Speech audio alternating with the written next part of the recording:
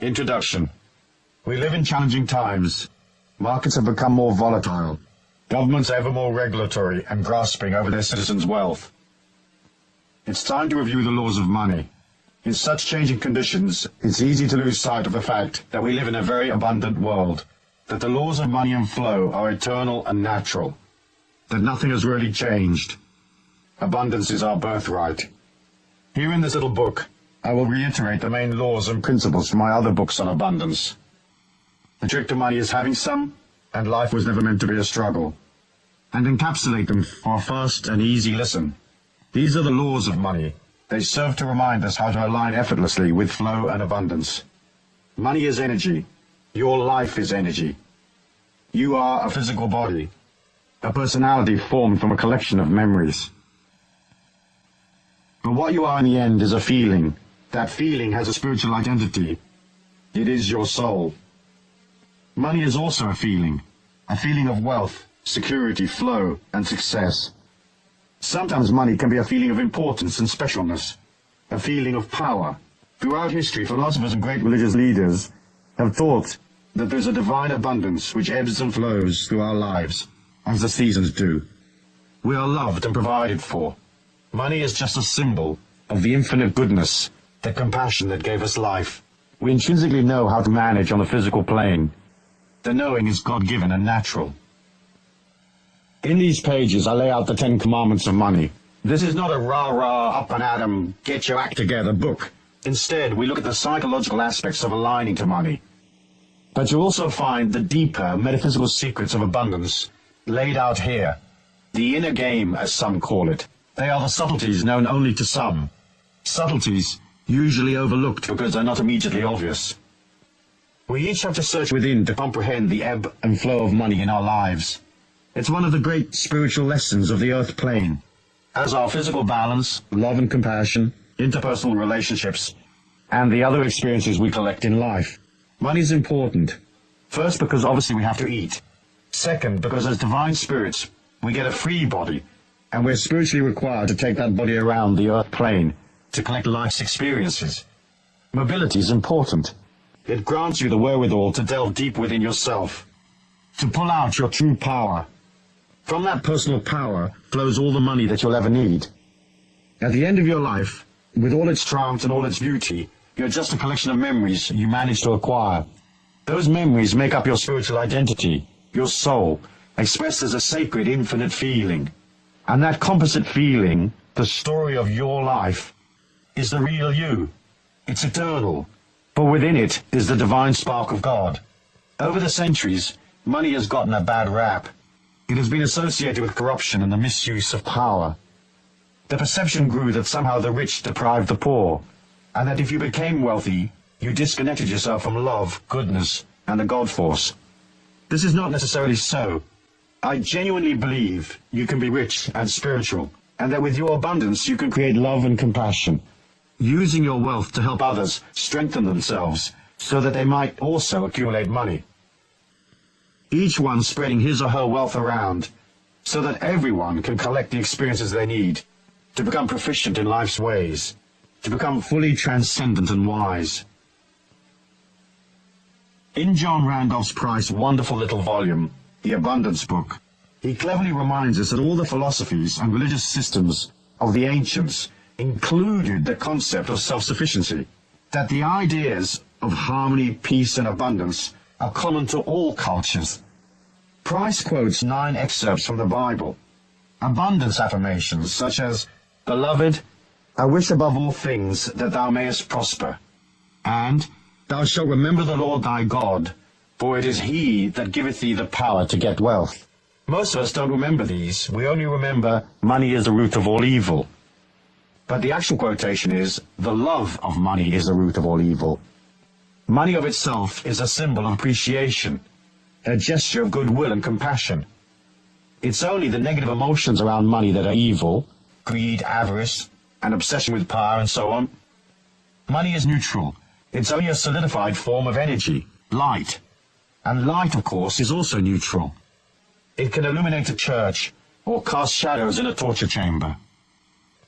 In the early Christian era, the church sought to control people. The ideas of self-sufficiency and the oneness of all things was edited out of the scriptures and religious teachings. Self-empowerment and independence were considered threats to religious authority and the feudal control of common people. But times have changed. Price points out in his booklet that the Transcendental Movement has, in the period of just over 100 years or so, reclaimed the concept of abundance, harmony, and the oneness of life. It began with Ralph Waldo Emerson and the early Theosophists, and then on via Mary Baker Eddy, the founder of Christian Science, and those who formed the New Thought movement, each one helping to re-establish the spirituality of self-empowerment. John Randolph Price points out that the idea of spiritual empowerment of the individual was carried from tentative beginnings to a greater and greater acceptance, finally emerging as a great spiritual light. This has been carried through the decades into this century by important teachers like Charles and Myrtle Fillmore, Unity, Nona Brooks, Divine Science, and of course Ernest Holmes, Religious Science. It was these courageous forerunners who allowed the new age of enlightenment to take hold and new thought to pervade our modern societies. The ideas of self-sufficiency, abundance, and enlightenment are no longer threatening to many. People now realize that they are responsible for their own empowerment. They see that taking responsibility is a spiritual act. It allows each one the freedom to become more. For that to happen, people have to be brave, and they have to grasp the idea that they can control their lives. Accepting responsibility is an uncomfortable thing, for within that idea is the birth of the true individual. It's the only solution to our society's problems. Expecting someone else to fix our lives is silly. In the end, we need 6 billion individual fixes. In the past, we were manipulated and shamed into believing that the individual was not important, that all power and control over our lives should be handed over to the authorities, who would act as custodians of the collective good. Watching those characters manage the collective good for their own ends, often to the detriment of ordinary people, caused many to wonder if the philosophy of such disempowerment actually worked. The collective good became known, amusingly I think, as the public interest, which turned out to be anything that suited the leaders of our spiritual, financial, and political status quo. The endless manipulation and control of our society was sold as an idea that is holy and good. After all, who could argue against the public interest? However, the idea that some brainless drone in a pinstripe suit on a massive power chip can tell you what color to paint your front door hasn't generated much interest from the general public. On the religious, spiritual front, we were sold the idea that we needed the authorities to intercede with God on our behalf. It has taken us over 1,000 years to realize that this idea is rather silly, and that we can have a little chat with God any time we like, without asking permission or hiring a spokesman. What's cool about the modern Christian churches is that they don't say you have to go through them to get to God. Instead, they teach people to empower themselves. Of course, the concept of taking responsibility and empowering yourself and granting yourself the freedom to guide your own spiritual destiny are radical ideas which are still taking shape. Look at our Western democracies. In theory, they are free, but in reality, what freedoms do we have? There are millions of rules that empower the authorities while milking the citizens and controlling every aspect of our lives. I often say you're free as long as you don't want to do anything. The minute you get a creative money-making idea, the political system jumps in with you. In true mafia style, they become your silent partners. You get the work and the risk, and they effortlessly get a large chunk of the reward while placing 100 hurdles in your way. In Europe, where institutional control was invented for the most part, self-empowerment still isn't considered cool. The idea that you might want to make money, become abundant, and direct your life is still regarded as brutal, egotistical, and rather nasty. Anyone headed in such a direction will have to plow through endless negative waves of antagonistic opinion. They will have to be brave and face the manipulators, who heap shame and ridicule on anyone who seeks to break out of the straitjacket of the old mindset. Still, we haven't lost heart. Our time has come, and the rules of money are simple. It's not too hard to quietly thread your way through the morass of nonsense, to still make it and become free. Millions of energetic people have done it, in spite of the system. The new idea is here, Control is very old-fashioned, and our societies will gradually change as people come to see that the old system just doesn't work. I think the pioneer spirit of the Americans has allowed them to embrace the idea of individuality more readily. People there are more free. They're not so tied to the memory of ancient feudal systems.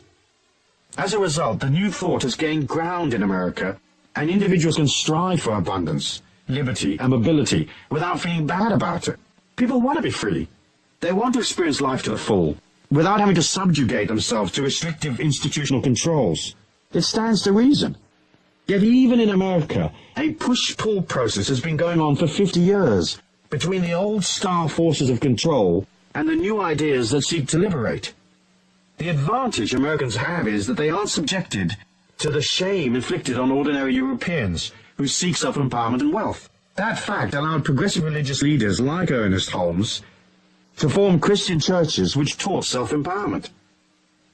These progressive modern churches have radically changed the old ideas. They, more than anything else, have given birth to the Age of Enlightenment. Chuck in the hippies, flower power, and the New Age movement, and suddenly great swathes of the population are thinking differently. Each one is pushing up against the thought police, those who seek to disempower and impoverish us while controlling, marginalizing, and ridiculing alternative ideas. John Randolph Price says, "It is now estimated that at least 25% of America is involved in some measure with what is considered esoteric philosophy or New Thought religion. And right in the mainstream of this consciousness is the truth that God is boundless wealth. And as expressions of the infinite, we have an abundant inheritance." In the time frame of history, these ideas are brand new, and yet they have swept America like wildfire and spread from there across the Western world. The concept of abundance and self-reliance is being given a new image. Teachers have carried out the new idea, saying it's okay for individuals to take control of their lives. And wealth, when used sensibly, is spiritual, desirable, and above all, natural. That's not to say that poverty is necessarily unnatural, for some are born into difficult situations where they lack opportunity or education. Yet we can all rise, no matter how humble our origins, for money is energy, and generating energy requires nothing except enthusiasm. We should also remember that the inability to align to money in abundance is not a misfortune, nor is it necessarily bad luck, or a sad karma that you've been lumbered with. More often than not, a lack of money is the result of errors in the fine-tuning of the buttons and knobs that make up the real you and your grand plan. The difference between the tramp and the millionaire is an almost imperceptible shift in consciousness and vitality. You too can make an upward shift simply and easily. You can learn to be more open and place yourself in the flow while learning the subtle laws of money and abundance so that life's opportunities come to you more naturally. It's all part of your spiritual journey. That is not to say that people who are very rich are necessarily very spiritual. Some are naturally adapted to the marketplace of life. However, in order to be a complete, whole, divine being with a bag full of memories and experiences, you may need to make the adjustments. So here are the 10 Commandments of Abundance, along with the underlying metaphysics and a brief discussion on what action you might take. I trust that I can remind you of the things you already know, bring to your perception things that you may have missed, and urge you to take certain actions so you can step into the prosperity and security which is a natural part of our human evolution. Yes, the rules and regulations of life can make things a bit harder, but if you have the knowledge, it becomes easy once more. By the end of this little book, I hope I will have convinced you of that. In addition, I hope that you will see that in some instances, compassion can be described as the manifestation of love in action, and that money is, in part, the fuel by which you express a greater compassion, by transcending a poor self-image, loving yourself, being there for others, and being grateful for the immense gift that has been bestowed upon you, the first and greatest gift you will ever receive, the gift of life. The law of abundance is natural and God-given. Concept. Since the beginning of time, philosophers, visionaries, and great spiritual leaders have talked about the natural abundance of our planet. The difference between being aware of our natural abundance and owning a hefty portion of it is one of the main spiritual lessons we come to the earth plane to learn. It is the art of controlling energy and manifesting your thoughts and ideas. We live in a 3D world that reflects back to us the energy, words, feelings, and thoughts we put out. We're not all well versed in the manifestation technique, and it takes us time to learn it. But that of itself is a great blessing. Imagine a world where everything you thought, felt, or said suddenly appeared in front of you.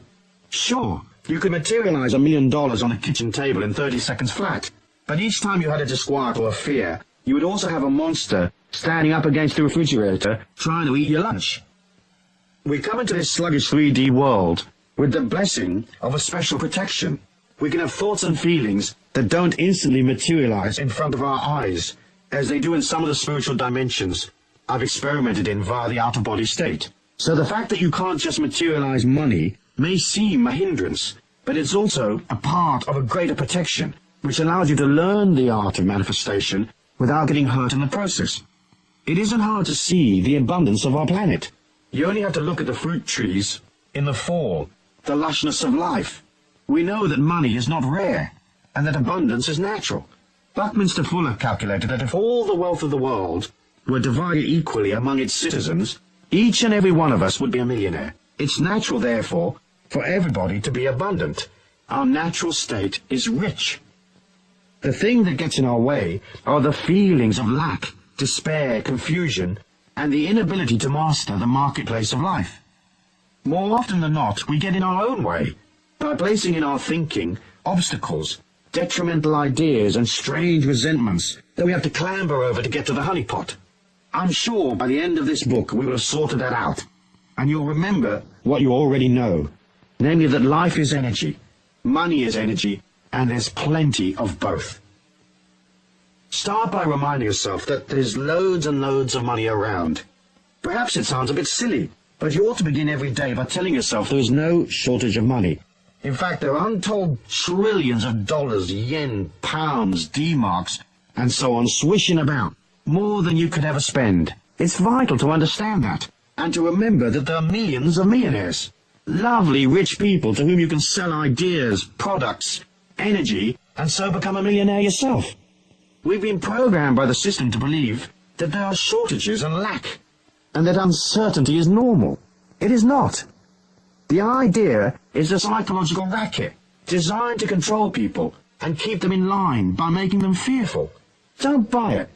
Most people suffering from a limited mindset have no comprehension of just how much money there actually is available to anyone with the will to step up and collect.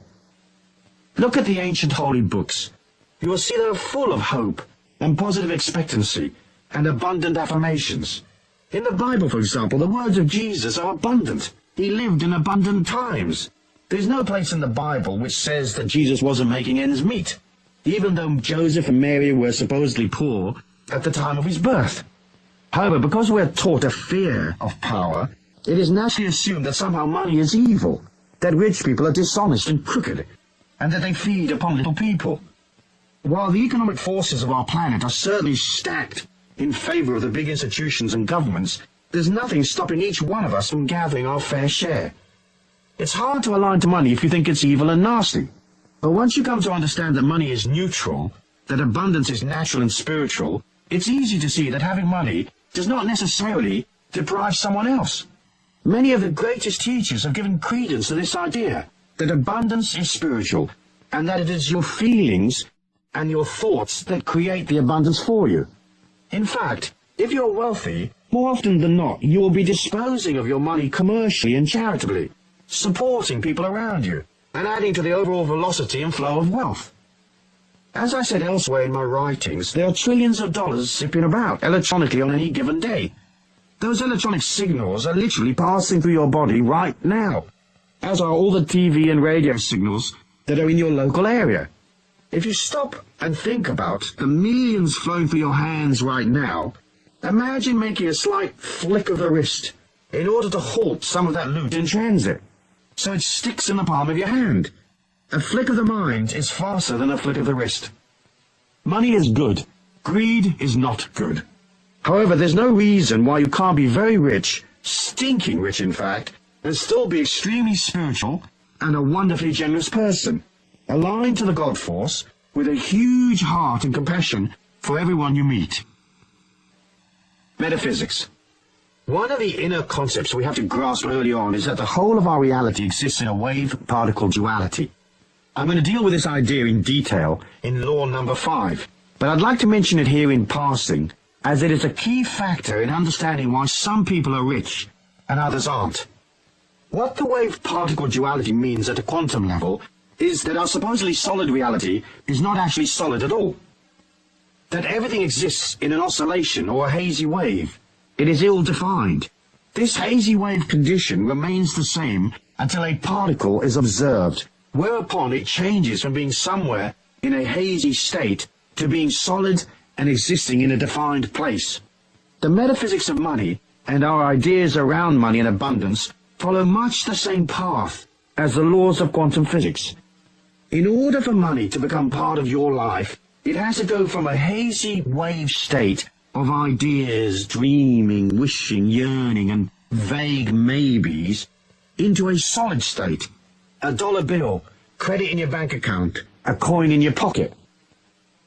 If you can convince yourself at the very deepest level of your being that there is no lack, no unfairness, no discrimination, that making money isn't hard, you suddenly open yourself to greater wealth. This is because you collapsed your self-denial, your aversions and resentments, and you flip from the insecure, hazy wave state that says, where's the rent coming from, to the solid particle state. Suddenly you know it's coming, because the check's in your hand.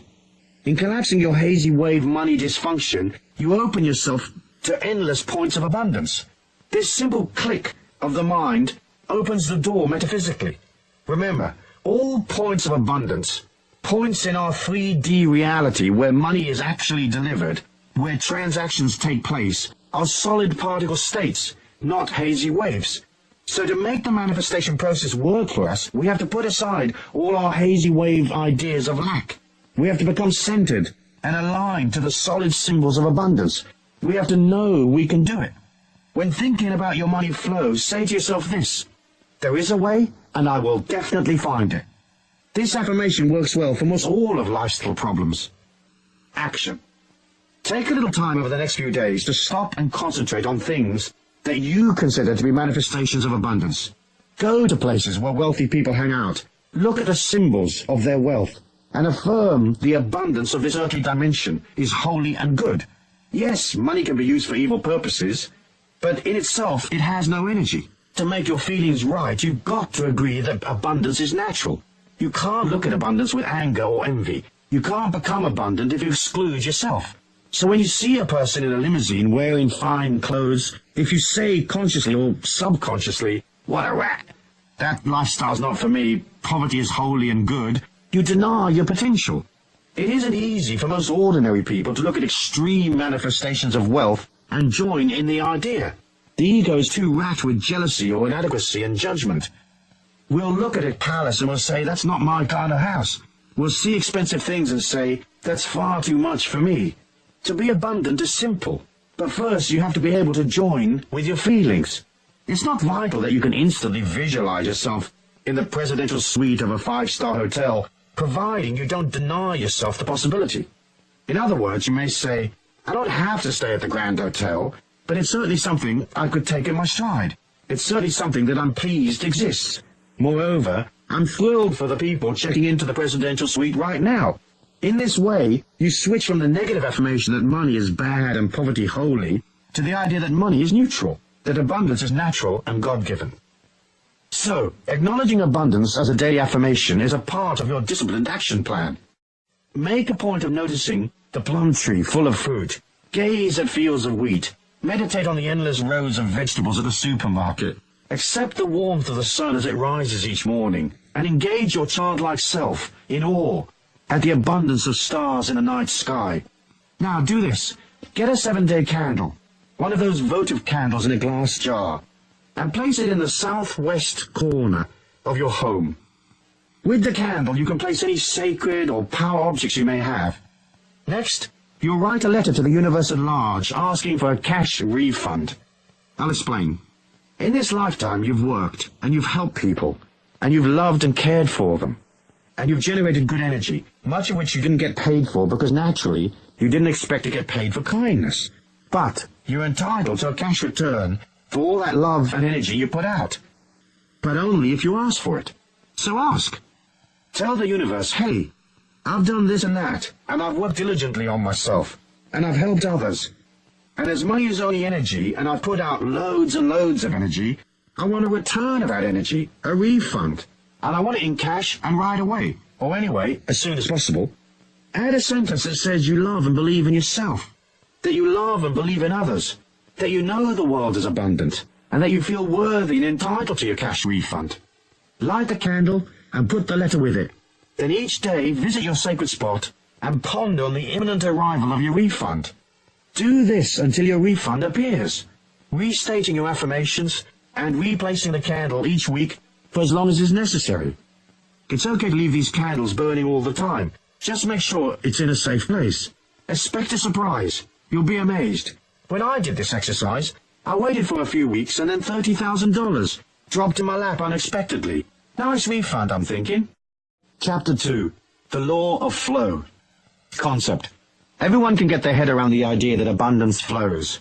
We watch it daily, flowing and not flowing. Here's the subtle trick to being in the flow. But first, let me remind you that a positive attitude goes almost without saying.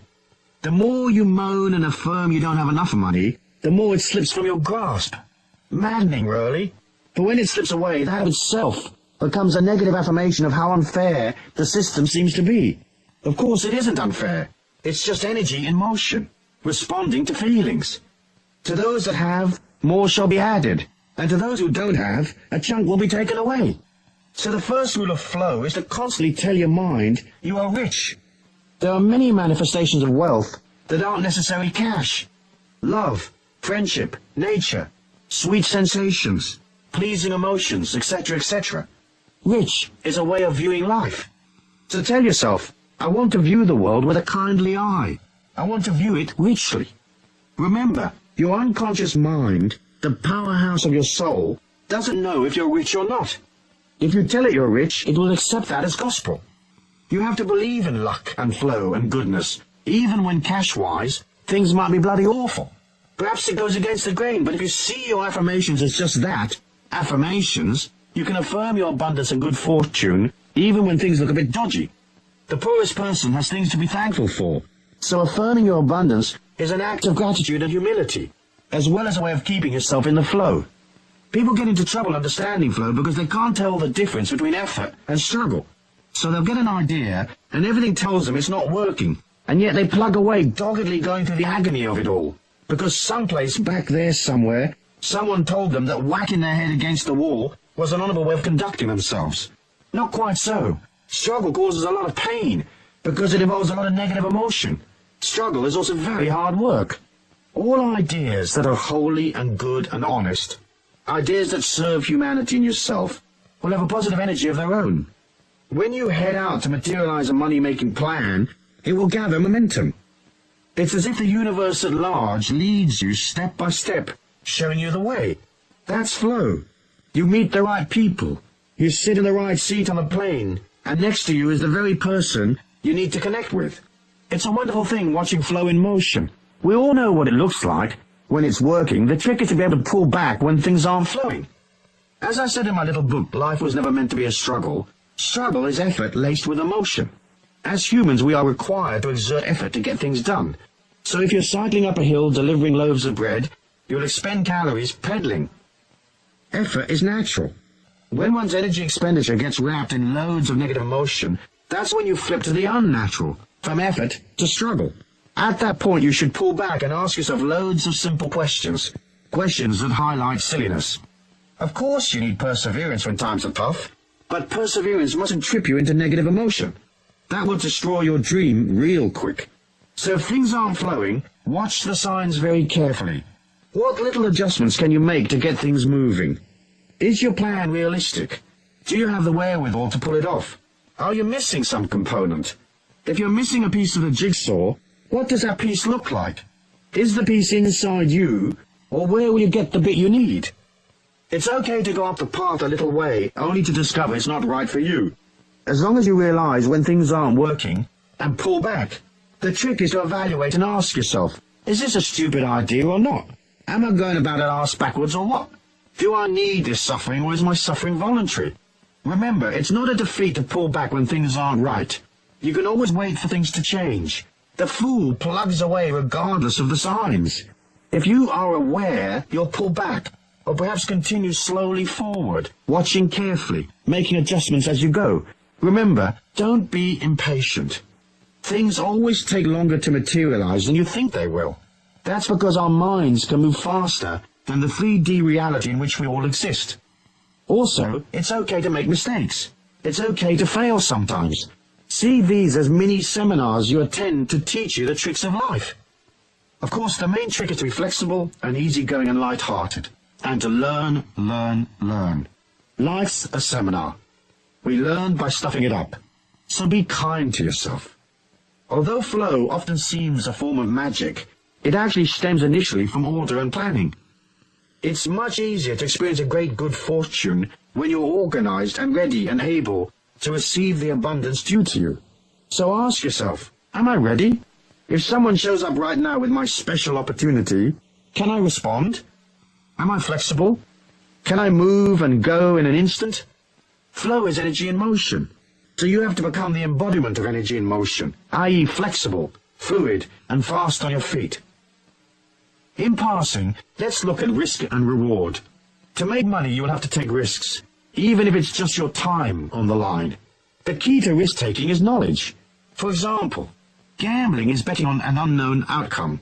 Investing is betting on known possibilities. The difference is knowledge and the quality of your information.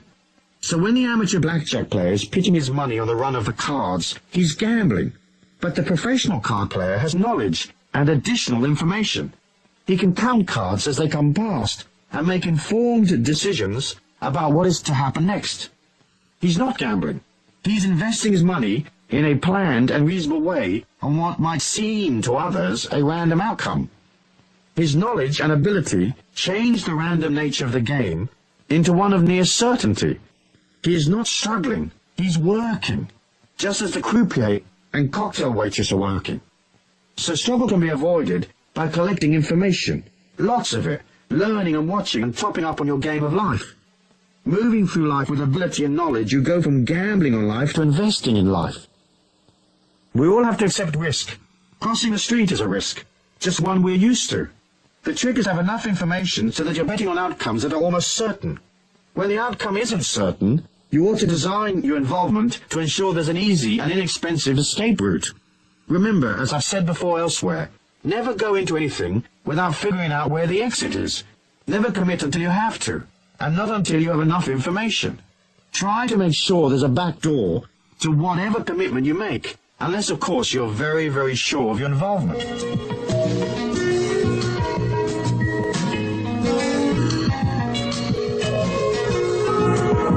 Metaphysics. The metaphysics of flow is easy to comprehend. You figure it with your feelings. Your feelings are enormously powerful. They are your extrasensory perception. The mind can deduce from what it already knows and guess at an outcome. And millions are lost every day using this intellectual guessing method. But your feelings are more accurate, for everything is energy. So any deal or investment or any involvement with others has an energy of its own. That is its thumbprint, if you like. Use your feelings to stay in the flow and keep away from trouble. Remember, if an idea feels wrong, it is wrong. That's not to say that you should trash a deal whenever you have a moment of disquiet. It's just to say, if suddenly there's an energy shift, you're in tune with your feelings. That shift will alert your feelings. When something feels odd, stop and notice and take stock. Your feelings guide you away from trouble. Half the trick to making money and being in flow is staying away from deals that don't work. It's the deals you walk away from that make you rich, as much as the successful deals. So put your feelings into everything. Meditate and become a satellite for your subtle feelings. The way to build up your sensitivity is to ask. Constantly refer back to your feelings to confirm your direction. If you're in a meeting, mentally reach out to the other people there, and imagine your arm extending to touch them in the heart. Then mentally pull your arm back quickly, while centering your mind, blanking it, and ask, how does this person feel? Edgy, arrogant, angry, excited, crooked, safe, loving, kind, and so on. Your first impression will be the correct one.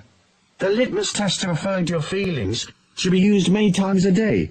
Energy shifts constantly, so you'll want to be aware, especially when dealing with other people. How does a situation or person feel right now? How is it different from the way it felt last time I checked in? Is this deal I'm considering for real? Or has something changed? What's the upside? What's the downside? Is the downside far greater than the upside? Is the risk worth taking? Then ask yourself how you feel. Are you happy, comfortable, flowing along? Or is there something bothering you? Staying in the flow is only really a matter of staying close to your feelings. Struggle comes from a lack of awareness of self and from poor quality information. It is also compounded by the inability to turn back when the energy on a particular path peters out. Stay in the pocket. Be aware, shift and change. And never get into anything you can't walk away from. Keep these rules and you will always be in the flow. Action. The action of flow is one of being alive and aware, ready to step forward fearlessly.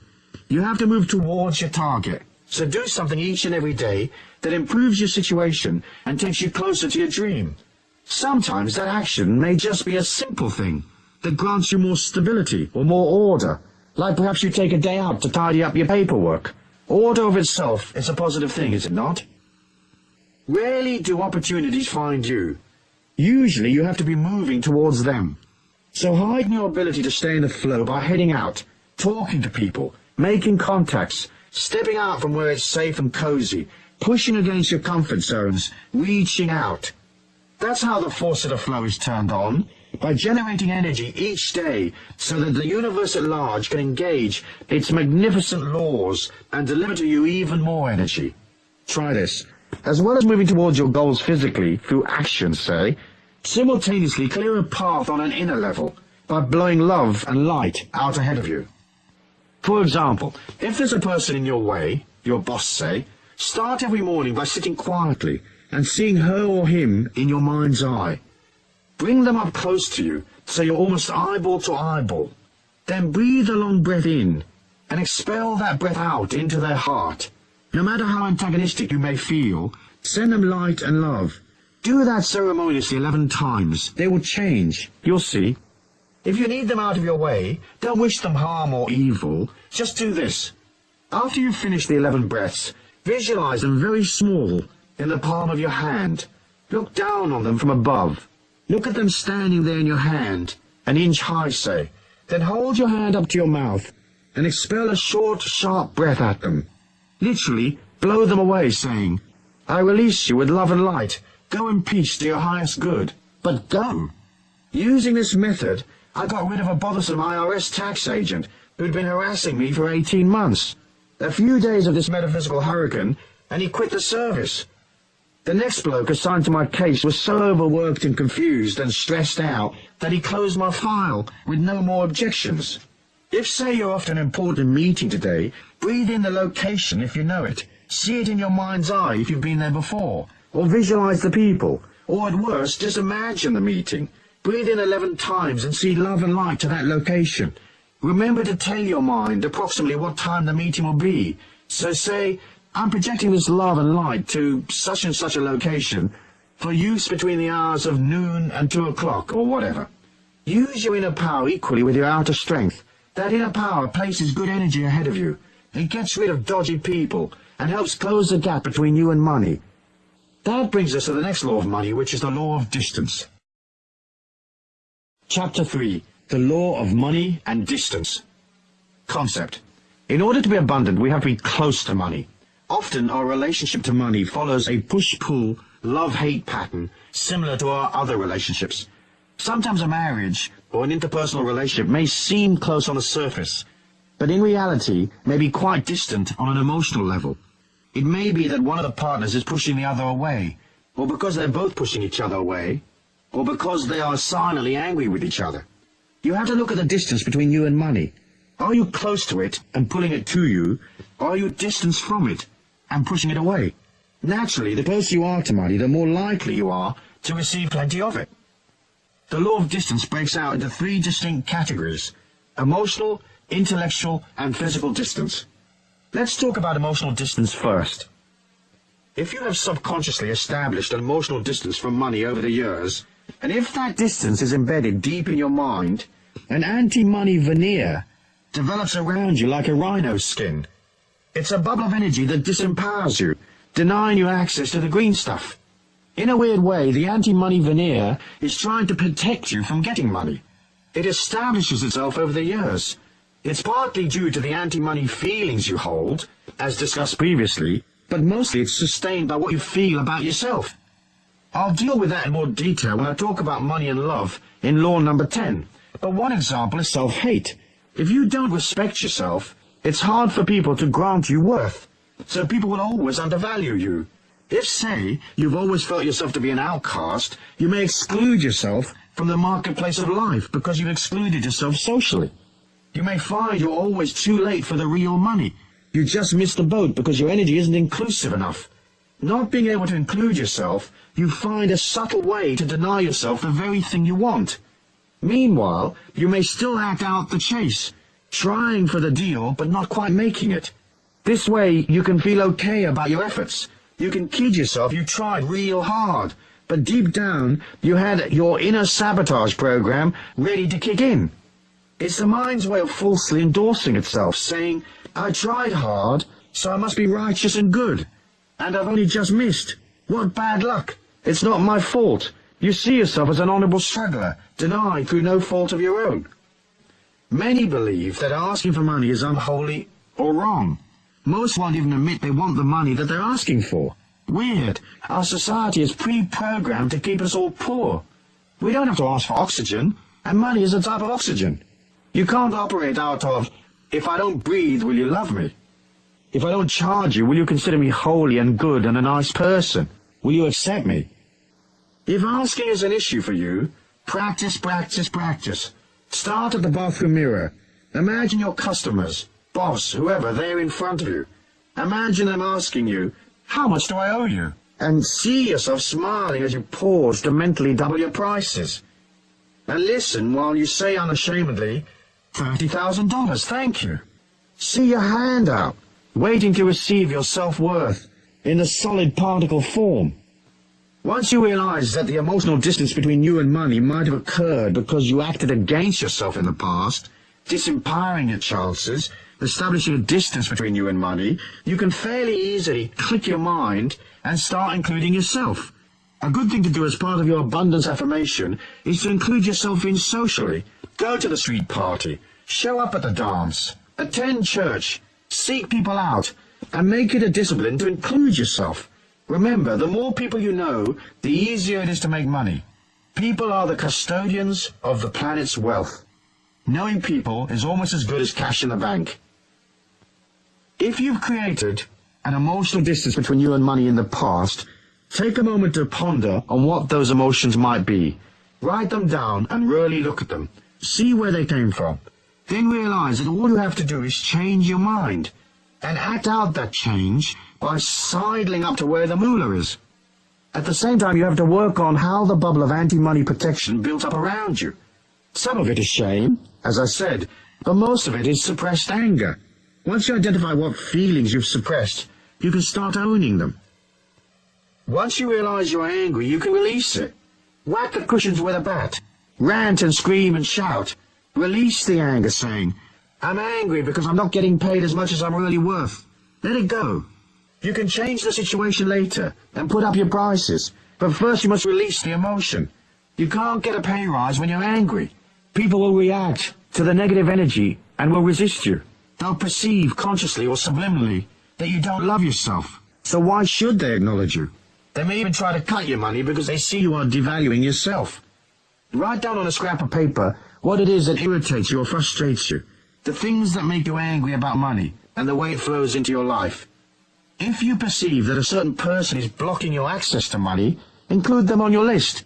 Try to be honest with yourself. Telling yourself little fibs and being covert with yourself is partly how you establish the distance in the first place.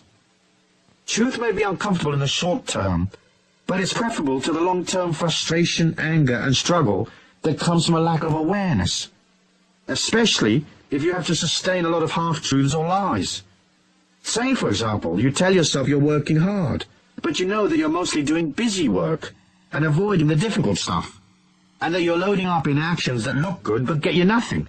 If this is so, you might get very pissed off by your lack of results, without being aware that you're acting as a terrorist against yourself, sabotaging your bottom line. Once you're honest, you can make adjustments. If, say, you've kidded yourself you're brilliant at what you do, when in fact your performance is sloppy and inferior, it limits your ability to get to the truth and really improve. Usually you'll claim that your lack is because of some outside force, luck or whatever. Most people you meet are fairly useless at what they do. You know that because you see it every day. Now this sloppiness of attitude, this laziness and lack of effort does not necessarily apply to you, but we can all evaluate and improve, can we not? On the other hand, you might have created an emotional distance between you and money because you've capped what you will give. So you might eke out your energy, limiting what you will provide or do for others, while expecting the universe at large to dollop great quantities of goodness upon you effortlessly. You have to be ready to serve and to give. You don't have to give money away necessarily, especially if you don't have much, but you do have to give of your heart. You have to be emotionally generous and willing and open, and not tight-assed and closed. If you expect the universe at large to increase your income 10 times, it's hard for that to happen if your heart is closed and you are no bigger as a person than you were before. It's simple to comprehend. Big heart, big money. Little heart, little money. And lots of rip-offs and missed opportunities. Deals that go sour, ad infinitum. Easy peasy lemon squeezy, anyone can work that out. So closing the emotional distance means opening your heart, going past your resistance, stepping up to bat, and including yourself in the process of life. You have to be present and aware. You have to join, not avoid the issue. So be open, be ready, willing, limitless, agree to serve. Subjugate your ego for the needs of others, but don't lose your sense of self. Be available, open and ready, but don't give yourself away either. You can hold on to a strong sense of self-worth and still serve others. It's a part of our great lesson in life. It's the act of going from a limited perspective to an infinite one that says money is everywhere. And the more open I am, the greater the potential for me to pull opportunities from everywhere. Many people resent money because they feel life hasn't been fair to them, that they worked hard and haven't received as much as they should have, or that they are paid less than other people with inferior qualities to them. However, harboring these negative emotions only widens the gap between yourself and money. The other concept that fuels this emotional distance is the idea that someone ought to provide for you, that somehow the world owes you a living. The world does not owe you a living. You have to nurture and provide for yourself. This is the secret to closing the gap between you and money. Rather than blaming others, projecting your disquiet and lack, or your anger about money onto other people, begin to own your feelings. The intellectual distance between us and money usually results from a lack of understanding or knowledge. Sometimes we just don't know enough about what we're trying to achieve, or we're not well versed in the conditions of the marketplace, the ebb and flow of transactions. It boggles my mind the way many go into deals without knowing the people concerned, having little information to guide them, or they accept on face value the information presented, without checking to see if it's accurate or not. That's not very clever. Another important thing is that many people never bother to learn their job or trade. Knowledge is power. The more knowledge, expertise and connections you have, the easier it is for you to make a profit at the game of your choice. So if you're a commodity trader, for example, and you specialize in pork bellies, you're in a worldwide casino that's betting on the ups and downs of pork belly prices. You should be up to date on what's happening at the piggery. You should be well connected with institutions in the trade and in the flow of information. And you should know how to get hold of information independently and quickly. It's difficult to compete against a casino that is better informed and better financed than you are. To survive in the commodities market, you need as much expertise as possible and a good dollop of luck. Most people lose. You're up against the pros. And although you might have a hunch and hit a winner from time to time, in the end the odds are stacked against you, unless you know things that others don't know. They say the way to get a small fortune in commodities is to start with a very large fortune. In other words, the market is designed to part you from your money. Ask yourself, do I have enough information about the marketplace and or the particular area of creativity I want to be involved in? Am I a long way from the flow of information, an amateur in a professional's world? Or am I ready and up to bat? Maybe all you need to experience real abundance is to improve your knowledge and close the intellectual distance. In passing, let me mention another thing that can cause intellectual distance between you and money. There are a lot of money snobs out there, people who believe money is beneath them, that it's not stylish or proper to go for the cash. They are elitists at heart, so they seek to elevate themselves above the concerns of common people by feigning a disregard for the things that concern ordinary folk, like earning a living and turning a buck. Sometimes this elitism is a social class thing. Sometimes it's a form of spiritual elitism, where a person feels themselves far too holy-moly to be dealing with the trappings of the real world. Don't be a money snob, unless of course you've inherited millions. Then you can do what you like. The rest of us have to deal with life day to day, and money is a part of taking responsibility and accepting the system. You might as well enroll for the seminar and get it right, quick. That's the most pleasing way. It takes you to harmony and well-being and a stress-free existence via the shortest route. The matter of physical distance is simple to comprehend. Certain industries are located in certain places in the world. If you're a long way from where the action is, you may want to consider closing the gap. For example, if you want to make it big in movies, you more or less have got to be in New York or LA. It's pointless being in Arkansas if you want to be in films. Closing the physical distance is a matter of showing up in the marketplace, becoming a face that people know, demonstrating your expertise, and getting into the loop where the movers and shakers are. People who could bestow great opportunities upon you, perhaps hire you or give you a contract, aren't scouring the distant hills for talent. They're in the flow. The people they know and socialize with are also in the business, and they're communicating with those who made the effort to show up and declare themselves in the loop. So to make it, you have to go beyond your resistance, your shyness or inhibition, and head into the marketplace. It doesn't matter if you're not ready. If, say, you're a composer of pop music and you haven't got all your songs and demos together, you've still got to declare yourself in. It's a physical, emotional, intellectual declaration. You have to know what you're doing and be aware of which record companies are buying what acts, who's up and who's down, what's happening and what isn't.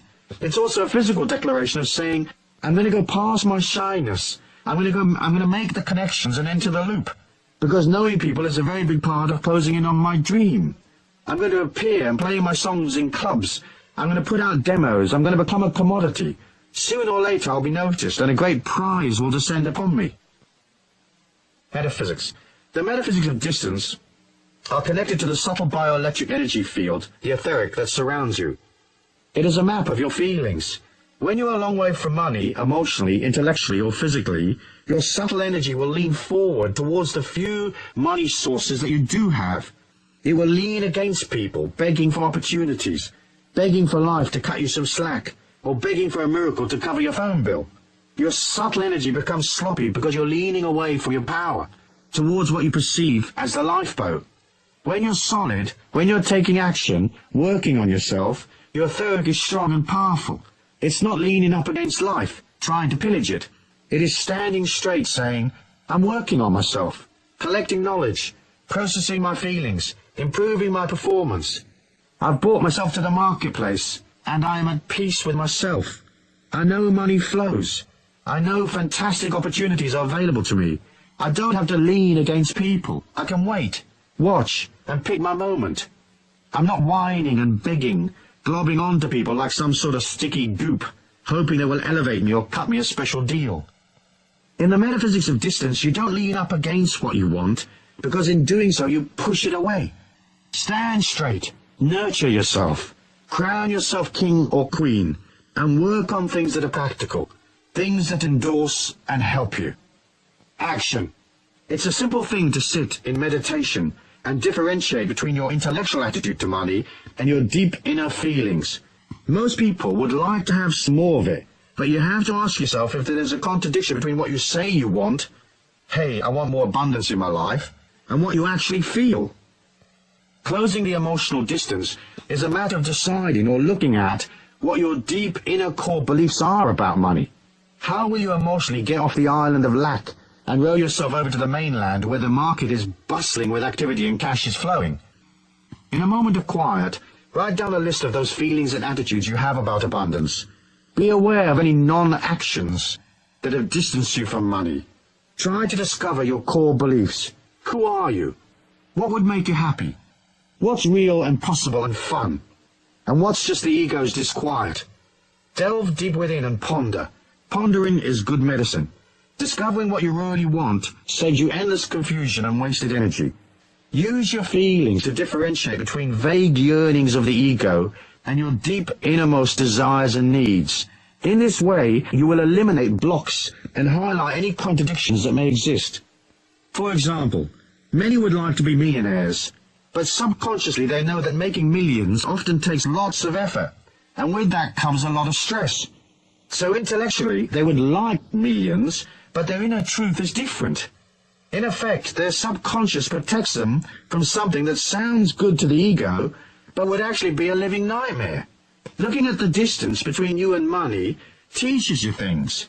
Perhaps all you really need is a bit more money and a bit more security. Now, it may seem an odd thing to say, but you can't get security by earning money. Earning money involves activity, and all activity burns energy. So eventually that energy burnout makes you insecure. Low energy equals fear. High energy equals security. The only way you can increase security is to nurture yourself. All insecurity comes from the fear of collapse. The collapse of a situation, of your life, a business, whatever. So if you need more security, work on your body. Be kind to yourself. Sleep more. Rest. Hang out in nature. Do nice things for yourself. No amount of money in the world can make you secure. Of course you can combine hard work with self-care, but you have to work at it. I was having dinner with Deepak Chopra recently. He's a successful author and lecturer, constantly jetting around the world. Yet he maintains balance by finding time to work out, no matter where he is, and by maintaining a very healthy diet. He told me that every 3 months he takes 5 days off on his own. He goes somewhere remote like a desert, and stays there in silence. No phones, no people, nothing but him and silence. It's a brilliant idea. He rebuilds his energy by pulling back, and then he's ready to zip around for another 3 months. Get in touch with who you are. See what motivations are real, and which ones come just from the intellect and ego. Perhaps you don't really need the aggro of piles and piles of activity and responsibility. Perhaps all you need is a carefree life, with some good creativity, loads of friends, and plenty of fun and games.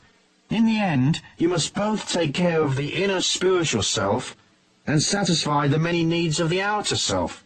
It's a balancing act, like everything is a balancing act. If you look within and discover that making piles of money is your thing, but worry about the contradiction that may exist within you, don't despair. It's easy to change the subconscious.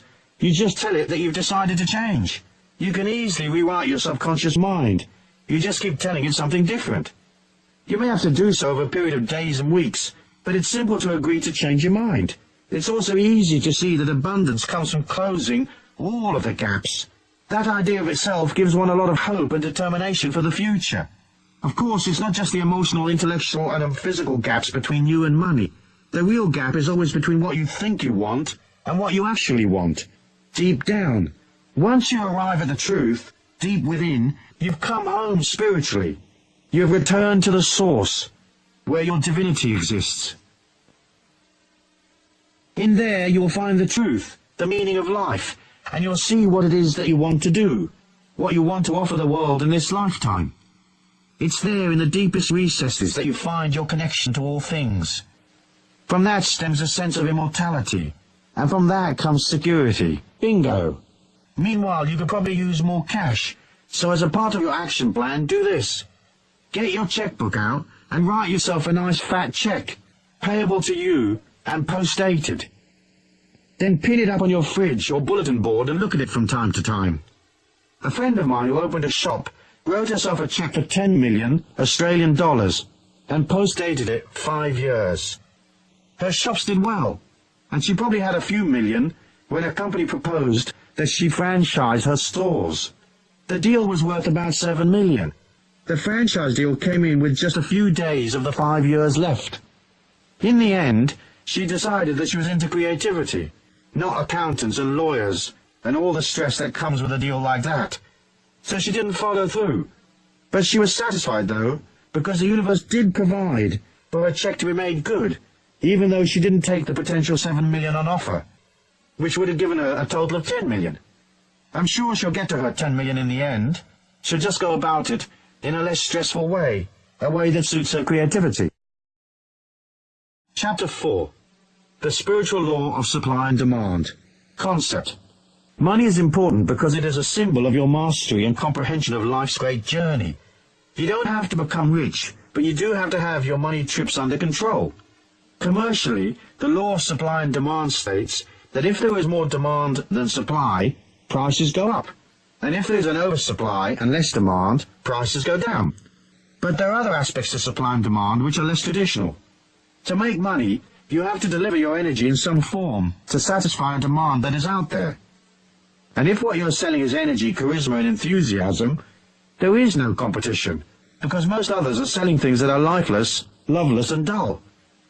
So your stuff, your service, your creativity, whatever, will always be different, unique, and desirable, because you will imbue it with energy, the God force, love, and caring. It will excite people and bring them to life. It will carry within it the energy of the part of you that joined, the aspect of you that celebrates life, laughs and is carefree, the part of you that honors humanity. It may just be a garden chair that you're selling, but your garden chair will radiate with light and love. It will be so lovely you could place it at the head of the round table, and no one would think it odd, as your chair is a beacon of light. Energy is easy to sell. Everyone is into it. It helps them feel special, looked after, and secure. Once you imbue your life, your products and so on, with energy, you will see that the law of supply and demand no longer applies. It only relates to the tick-tock world we see around us. It does not apply once you understand the trick of projecting energy into your money-making activities. To properly comprehend this idea, you first have to make a subtle ego shift in your mind. You have to switch from focusing on yourself, what do I need, who will supply my demands, what will I eat, who will give me the things I want, and you have to concentrate instead on the needs of others.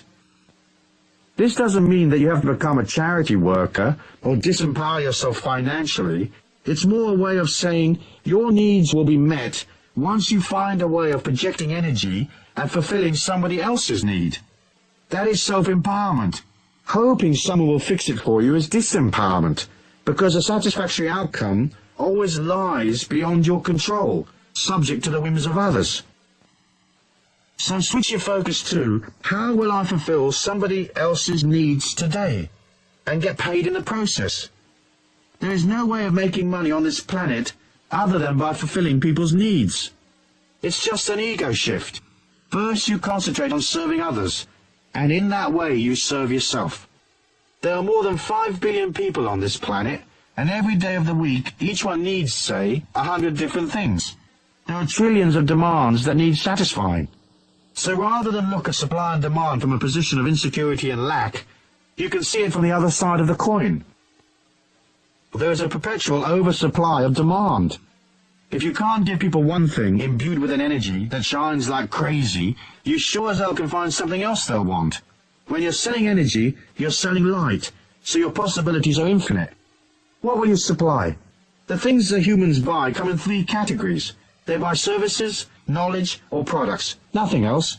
You can raise your energy, you can change your consciousness, you can align to the divine abundance in all life, but when people are attracted to what you are, you have to have a knowledge, a service, or a product to sell them. Simple, really. By concentrating on what people need, you become abundant. When you look at the marketplace of life, isn't it true that so many products don't work? How many restaurants have you eaten in that are not clean or customer-oriented? How many businesses exist just to screw people, rather than to love them and satisfy their needs? There are so many shoddy products and rip-off merchants who haven't clicked into, how will I fulfill my customers' needs? Often, a customer's needs may just be an emotional need to talk to you about their life while you're selling them something. However, in order to get this supply and demand thing down right, you have to think in terms of energy, and you have to be clear what you will sell people. Providing a service is not usually as profitable as selling knowledge or a product, because more often than not, services have to be delivered personally. And there's a limit to how many hours a day you can deliver the service, and at what price you can charge. Knowledge, on the other hand, is valuable and easily packaged. We live in an information age. There are hundreds of ways of packaging knowledge. What you deliver in the form of knowledge does not have to be way out. It just has to be presented concisely, inexpensively perhaps, and with originality. If you have knowledge that people want, you can quickly become wealthy. If selling products is what appeals to you, think of products that you believe in. Products which are worth the money. Ask yourself, can I put my heart and soul into the product? Can I be enthusiastic and really love this gizmo, really serve my customers? So to sell things successfully, you have to subjugate your ego long enough to take people's money. This might sound a bit brutal, but in fact, it is a religious, spiritual idea. You subjugate your needs, your life, your aches and pains, your experiences, and listen to others. Watch their eyes. Notice their body movements. Relate to them. Ask them questions. Work out, what does this person want? Then fulfill that want. Think about how you can improve what you do. Even if right now you work for somebody else, start by putting more energy in. If the place you work in is dull and lifeless, put energy in anyway. For by doing that, you will catapult yourself out of there to something better. If you're self-employed, think how you can make 20 improvements to your knowledge, service or product. In the end, you're selling yourself. So you'll want that looking good. You need to offer love, kindness and charisma. You'll want to be big-hearted, and right there, bushy-tailed and up to bat. So ask yourself, are you eyeball to eyeball with life, ready to serve? Or does some aspect of your personal agenda get in the way? If it does, put it to one side, quick. Put it aside long enough to cash the check anyway. You can always visit your therapist after work. So offer beauty in an ugly world. Offer kindness where ego and greed predominate. Be accommodating and free-flowing when others are uptight, edgy and stiff. It's so easy to understand. Take the product you're selling and visualize a divine light shining upon you. Breathe that light into your being and breathe it out. Place the light into the thing you're selling. If you are a massage therapist, project light into your table and your little bottles of oil. Most of all, project light into your hands before each session, and of course during each session. If you're selling things on shelves, touch them regularly. Move them about. Make them come alive. Give them energy. The little tins will be refreshed, even if they've been on the shelf for weeks and weeks. The more you touch and love the product, the more energy it has. The more likely it will belong to someone else in 10 minutes' time. If you sell information, make it original, clear and concise, and idiot-proof, so anyone can understand it. How often have you read instructions on how to access some information, say on the internet, and you wonder if it's written in Hindustani or ancient Sanskrit, or what language is it written in? Why is that? Because the person who wrote it was thinking of himself, not you. Just say it's a man this time. He lives in his own world in a basement with an IQ of 180. He hasn't seen daylight for many years. And the only human he ever talks to is a pizza delivery man. He couldn't give a stuff if you know your www.coms or not. You have to think of others. There are loads of people out there who aren't very clever, but they have money. Will they understand what you are offering? Then again, there are others who are fairly bright, but they can't unscrew a little nut, as their expertise lies elsewhere. When I see the words easy assembly on a product, I immediately flee to the safety of the parking lot. I know if they say it's easy, I'm going to have to hire a rocket scientist to figure it out. So what will you sell and how will you make it irresistibly beautiful? In forcing yourself to supply a beautiful service, knowledge or product by imbuing with gentleness, love and light, you are disciplining yourself to go from ego to spirit, from greed to abundance, from negative emotions to love. When you concentrate on people and you provide things for them, you're falling in love with them. Choose love to make your life abundant, and that love should be more or less unconditional, as best as you can manage anyway. Never forget that. Metaphysics. Inside your life's energy, personality and mind is an oscillating molecule of infinite goodness, the divine light, the Christ consciousness. If you align to that infinity within you, you will always have energy. There's no limit to the amount of God force you can have. By concentrating on goodness, processing your shadow side, disciplining yourself beyond bad habits, and meditating on the light, you'll become a light being. As you glow effortlessly with this energy, you will project that light into what you do. So you may not only be selling apples that are nutritious and tasty to eat, but apples that come with a little bit of your God force energy. You never have to compete once you infuse yourself and what you do with light. so your apples will outsell everybody else's. It's a matter of calling the light into your life. Put energy in. Visualize light going into the service you provide. Put light into your CD, musical tape, or the book you're packaging your knowledge in. Feel the manuscript bathed in light, or feel your product to be a part of the God force, albeit a tiny manifestation of such goodness. Remember, you are a teacher. You are helping people, making them feel safer, taking them from fear to love, from ignorance to knowledge. You're hauling them with a bag of apples from restriction to freedom. By mentally pushing these ideas into what you do, you are projecting the light out from yourself, and you're offering God. People will buy God-like apples a long time before they buy an ordinary apple. Once you have the God force in what you do, there's no more competition. You are no longer a victim of the vagaries of the market, the ups and downs of supply and demand. You're out on your own, miles ahead of the rest. I know a young man who opened a shop. It was minute, just 2 little rooms. The whole thing wasn't much bigger than the average kitchen.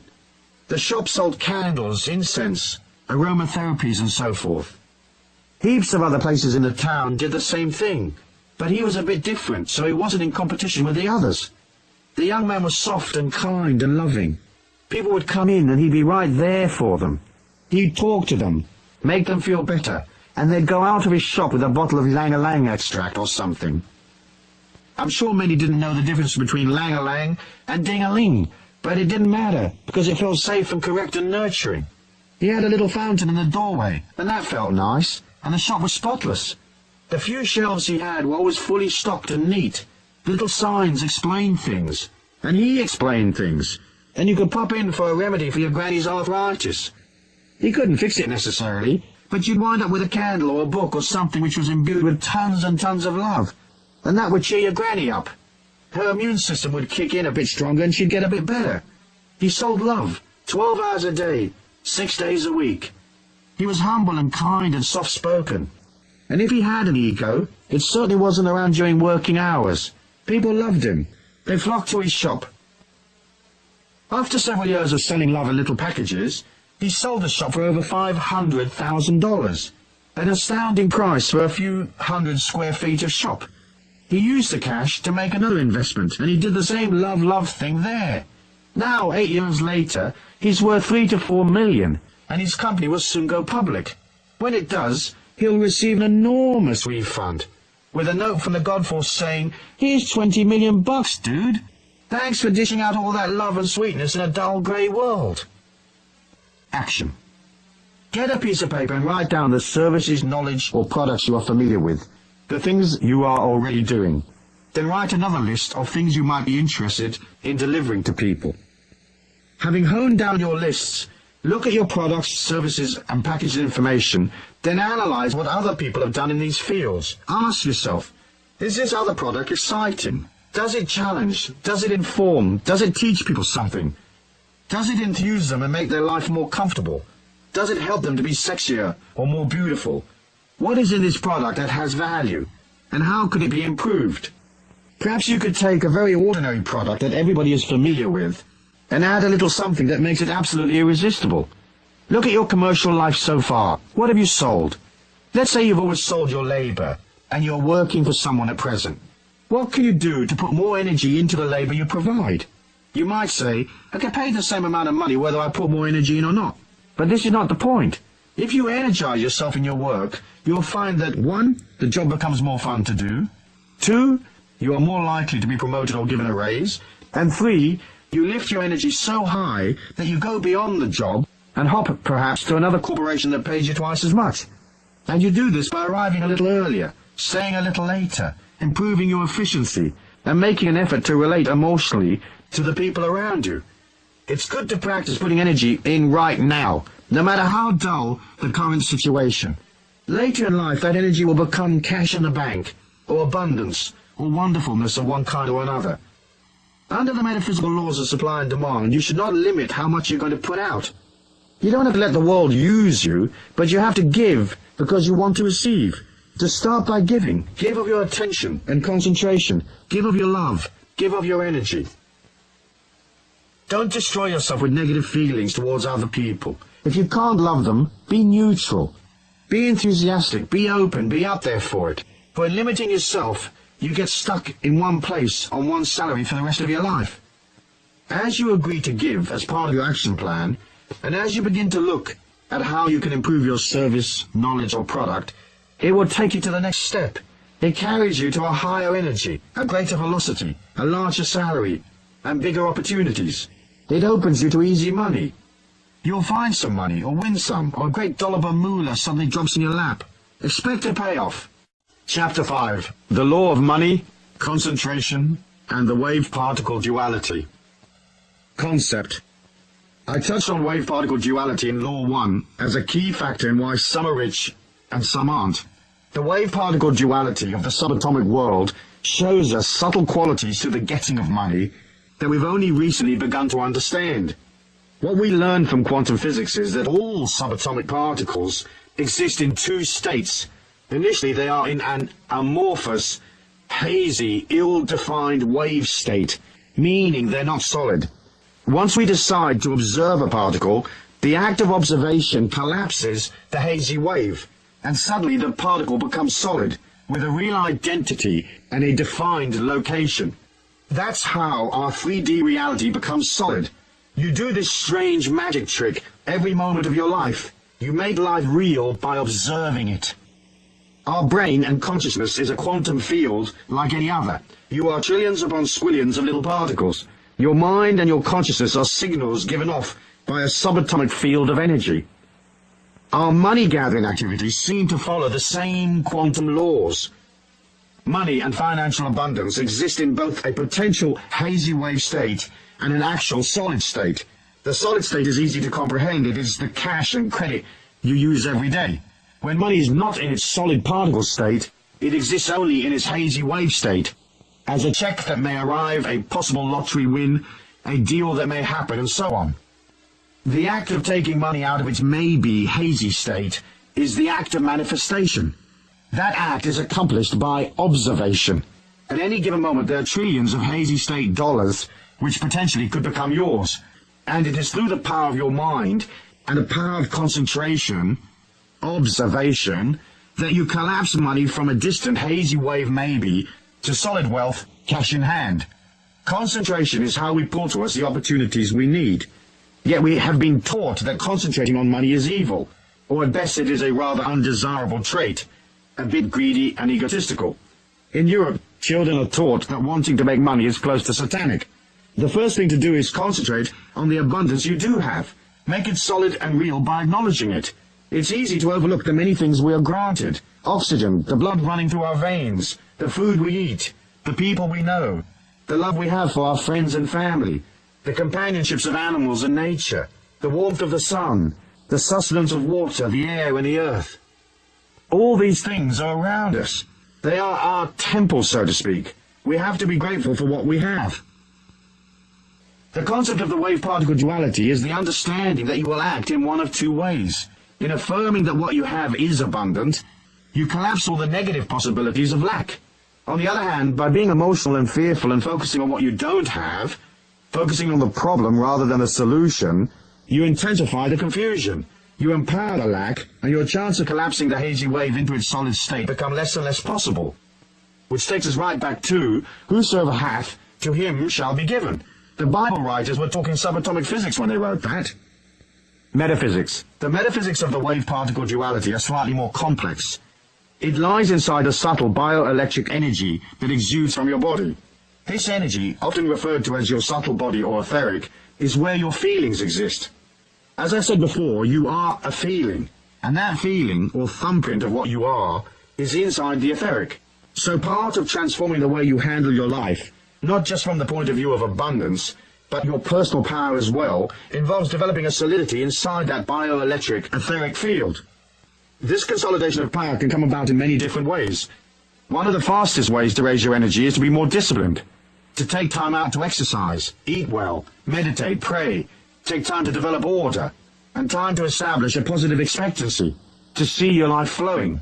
All these things will raise your energy, but more than anything else, you have to begin to oscillate at a higher level. Oscillating at a higher level is opening yourself up to the light and the abundance of the God force that is in all things. So enter a meditative state and feel the light moving through your subtle body. Keep your meditation simple. See the light coming into your heart chakra, into your throat, and then on up into the center of your forehead. Feel the light streaming down through the crown at the top of your head. Know the light is everything, that you are everything, and that you are the light. You can therefore be everywhere. But once the concept of I am light is firmly established in your mind, you exit the finite world of the ego personality and enter the infinite world of your spirit. Now you are enormous, everywhere and eternal. Now feel the whole of this planet inside your heart. Visualize the planet Earth as a small entity that is orbiting your heart round and round. In this way, what you're saying is, I am bigger than life. I am bigger than my circumstances. I am divine light, eternal. So I am metaphysically larger than the confined space of this planet, or my life's day-to-day needs. It's a matter of standing astride the whole planet, like a huge colossus with the earth at your feet, knowing that you are in control of your life, and that there is a magic and a power all around you that will bring you endless rewards. You don't have to understand the mechanism of how it works. All we have to do is know that it does work. Deepak Chopra says in his book, The 7 Spiritual Laws of Success, inherent in every intention and desire is the mechanics for its fulfillment. Intention and desire in the field of pure potentiality have infinite organizing power. And when we introduce an intention in the fertile ground of pure potentiality, we put this infinite organizing power to work for us. The trick, therefore, is to keep your energy pure so that your potential remains fertile. If life is swamping you emotionally, if you feel timid and unsure, the subtle energy you project doesn't go forward. In fact, it collapses back on itself, which is why in troubled times people often say, "My God, I feel like everything is collapsing around my ears." This is the sensation of your subtle etheric closing in and coming back to protect itself because it feels weak, much like a small animal who huddles in a corner when a predator attacks. Express your energy outwards. You don't have to be perfect to be confident. Know that you are light, and know that you can move your energy to any distance across the earth plane. You can touch people and pull opportunities from tens of thousands of miles away. Distance is not involved when you live at the level of the divine light of God's abundance. There is no distance, so there is no limit to how far you can reach or how well you can do. The infinite nature of energy has within it the mechanics for fulfilling your dreams. That's certain. We watch it happening every day. Action. As part of concentrating on money, you will need to take some money action. Money doesn't move of its own accord. If you drop a $100 bill in the street, there it stays until somebody picks it up, or the wind blows it. Similarly, abundance involves you moving towards opportunities. It is in the act of motion that you generate energy, and as I have said previously, money and energy are the same. So each day, take one defined concerted action which will assist you in your money-gathering activities. Plan out the deal, print the brochure, attend a conference, whatever it takes. Action, action, action. Lots of it. Meanwhile, continue to do things that help strengthen your feelings. As I said in one of my books, you can go to the most expensive hotel in town and just sit in the lobby and have coffee. But you have to move towards the thing you desire. You have to join in your feelings so that the abundant world, which you are entitled to be a part of, is not something strange to you. It is not hazy, unobtainable, or laced with negative energy. As you move towards abundance, walking in and out of expensive shops, having a coffee in a grand hotel, buy the financial papers, even if you don't already get them. Most stock exchanges have visitors programs, so go visit the exchange, even if stocks bore you silly. Join, join, join. Become comfortable with the idea that you and abundance are not separate and different. You are money, and it is you. Gone is the hazy wave. Now comes the solid particle you manifest through concentration. You have to think in terms of the potential for abundance as a natural part of your energy, your subtle body. As you take action, it's like water going from steam to ice. Action is a manifestation of power. You have to have power in order to collect money from people. So it's vital that you now reinforce your affirmation of abundance by taking action. Taking action doesn't have to cost you anything. You can walk in a field of wheat and notice how much wheat there is, or you can walk down an expensive shopping street saying, "Wow, these clothes are really beautiful. When the time is right, I will acquire as many of them as I want. Aren't they lovely?" Take actions, any little action, for it's not necessarily one particular action that gets you the money. They all act as affirmations that you will help yourself. The real money may come from somewhere else. Via action, Opportunities go from possibilities to probabilities and into reality. Then you can haul them round to the bank, clunk them on the counter and say, hey, this used to be a hazy wave. Now it's a check-style solid particle. Please be so good as to credit it to my account. Thanks.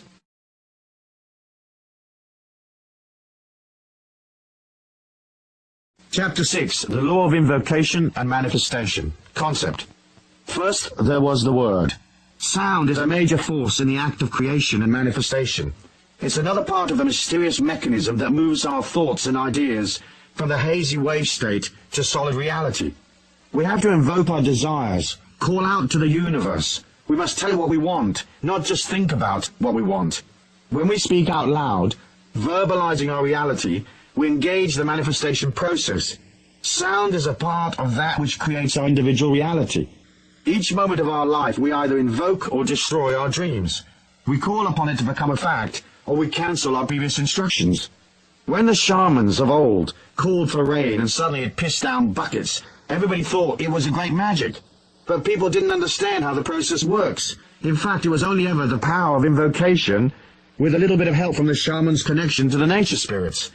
Invocation is like dealing with a mail order company. You call the clerk on the 800 line and invoke your order.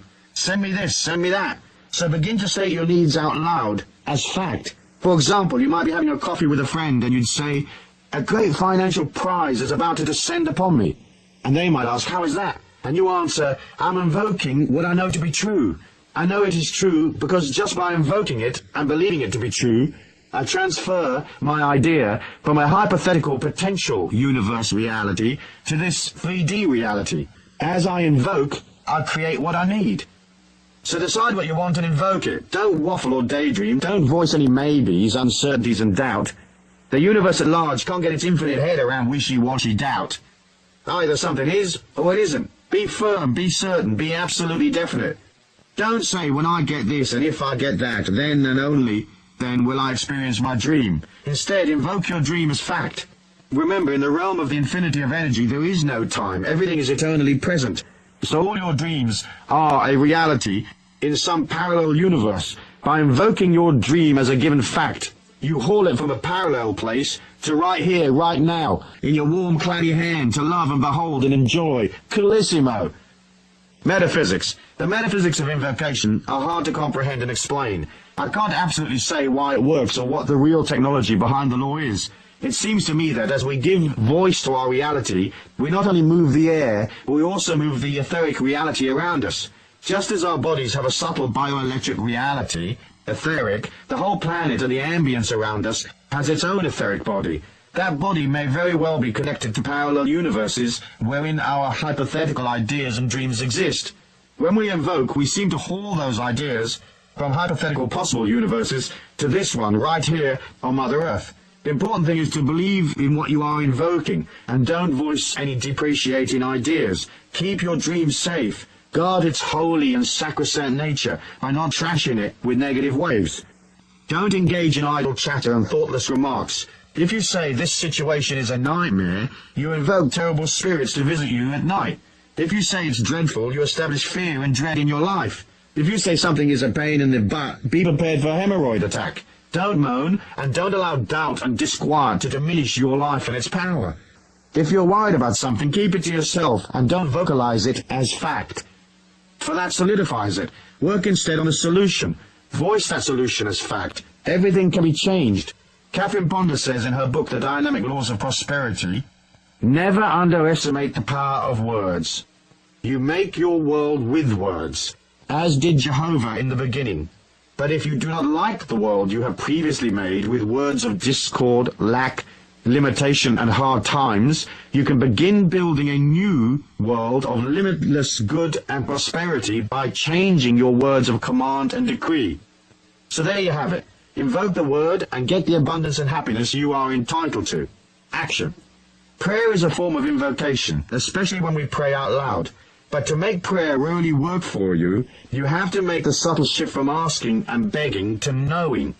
If you say, God, send me more money, that's not an invocation. It has an air of uncertainty about it. It feels weak. Invocation requires you to state your need as granted, and to be certain that your loot is already on its way. delivered and real in a parallel universe and on its way to this 3D reality we call home.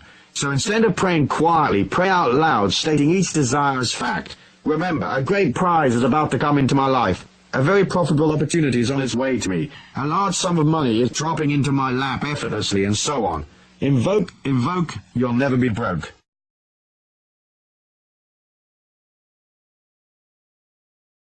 Chapter 7. The Law of Money and Ego. Concept. The function of the ego, among other things, is to concentrate on keeping you alive, and to give you an identity. The ego wants to separate you from others, so it is naturally competitive. It believes in and promotes exclusion rather than inclusion. The ego needs specialness, distance, and separation from others to feel okay, and to go beyond its fears and insecurities. The number one ego-driven force fueling the planet, other than sex, is money. Money is a symbol of importance, and feeling important allows the ego to believe itself distant from other people. When there is distance, the physical body of the person in which the ego dwells can be observed. As I said in Law 5, at a subatomic level, our reality exists in a hazy state. It's nowhere and everywhere. It's only when you observe something that it becomes solid. So the ego likes to establish observers. It's one of the ways the ego controls you, keeping you edgy and stiff and imprisoned, brainwashed into accepting its ideas. It's difficult for most to understand how that stiffness and fear causes them to miss opportunities. Unravel the baggage, shift your mind about the need for importance and specialness, and suddenly you are free. After all, what you really need is a happy, liberated, creative life. Seeking admirers and observers is for the weak and insecure. You're not a performing dog, acting out, hoping for attention and a tasty morsel. It's degrading and debilitating, and spiritually it's rather ugly. There's no greater abundance than the abundance freedom offers. To unshackle from the ego's manipulation of you is to transcend. It's a hair's breadth from total enlightenment. What is the point of being enormously wealthy if you're neurotic and scared? What is the point of being famous if it means you create for yourself a luxury prison of sadness and loneliness, surrounded by yes-men and minions, but without the company of real friends who love you, who accept you unconditionally, people you can love in return? As I said in The Trick to Money is Having Some, money-making is not a serious business. It's a game that you play. At first it may seem that it is a game you play with forces outside of yourself, the economies of the marketplace, so to speak. But as you proceed, you discover it is actually a game you play with yourself. Detaching from the seriousness of money involves moving from ego-oriented ideas to a spiritual comprehension of money. Once you are no longer separate from the rest of the world, and you've joined the infinite self within, you're back in the divine light that connects us all. You see the evolution of the earth plane as a combined evolution of all the souls upon it. So rather than grabbing and pulling to make your assets and valuables separate from everybody else's, you realize you are a part of everything, and everything is a part of you, which means, of course, that everybody's money and wealth becomes your money and wealth. This helps you enormously, because it opens you up to the possibility of receiving large amounts of other people's money without having to actually do any work. Like winning a lottery, finding money in the street, coming upon a fantastic money-making opportunity, or whatever. Poverty is established by the separation the ego creates. It is the root of poverty consciousness, if you like. By becoming a part of all things, you create an abundance consciousness. Seriousness is a disease of the ego. Life isn't really serious. It's just a short journey. Yes, there may be pain, anguish, and other negative emotions in your life, but those negative emotions are generated by contradictions of the ego. The ego wants life to go one way, and circumstances come along and contradict it. Our journey on this earth plane, when viewed in its spiritual context, is a completely positive experience. Seriousness warps your life and disconnects you from your childlike self. The creative power inside of you is childlike, and creativity equals money. If you deny yourself access to the child within because you're too serious, you also block your connection to the divine light and your feminine self. Every creator who's any good uses their feminine side to create with. Whether a scientist working on a hunch, a painter working on the interplay of colors, or a musician dealing with the juxtaposition of notes and chords, the feminine principles are soft and they appeal to human feeling. In fact, creativity is the only evidence left of our societies once they've come and gone. We don't remember the businessmen of Rome, or the various generals that fought the Trojan Wars. Even the kings and queens of old are fairly uninteresting. What we value is the art, the architecture, the feelings of bygone societies. What they believed in, what they did, the art they left behind, the Colosseum, Versailles, paintings, books. Those are the things that have meaning, and so they last. We remember the yin, because it is through the yin and softness that the God force is expressed. So if you're a little too serious, lighten up, dude. Try to make light of life. Embrace its childlike beauty. Being too grown up is a serious and painful experience. Don't mess with it too much. Metaphysics. The metaphysics of money and ego are simple to understand. You are an oscillation of energy, a feeling. If having and not having money is linked to your ego's perception of itself and your overall perception of your self-worth, your emotions will be on a roller coaster, and that will affect your subtle body. When things go wrong, the check bounces, money's not flowing, your energy will drop. You'll feel defeated, weaker, and less than before. If you're locked into the ego's perception of life and things go wrong, it can make you unwell. Somehow you have to come to the metaphysical truth of your divine specialness. This is not a specialness that you poke in people's faces, but a silent specialness. It is the act of accepting the infinite beauty within you. Then the ups and downs of money are irrelevant. To get to that point of view is not an overnight process for many, because everything we ever hear tells us how important status is and how lacking we are. All advertising is there to remind you of what you haven't got. Its function is to stimulate the desire by subtly showing you an inadequacy. Often advertising uses subliminal fear mechanisms. You don't want to be fat, do you? And therefore rejected by others. So buy these special foods. You don't want wrinkles, do you?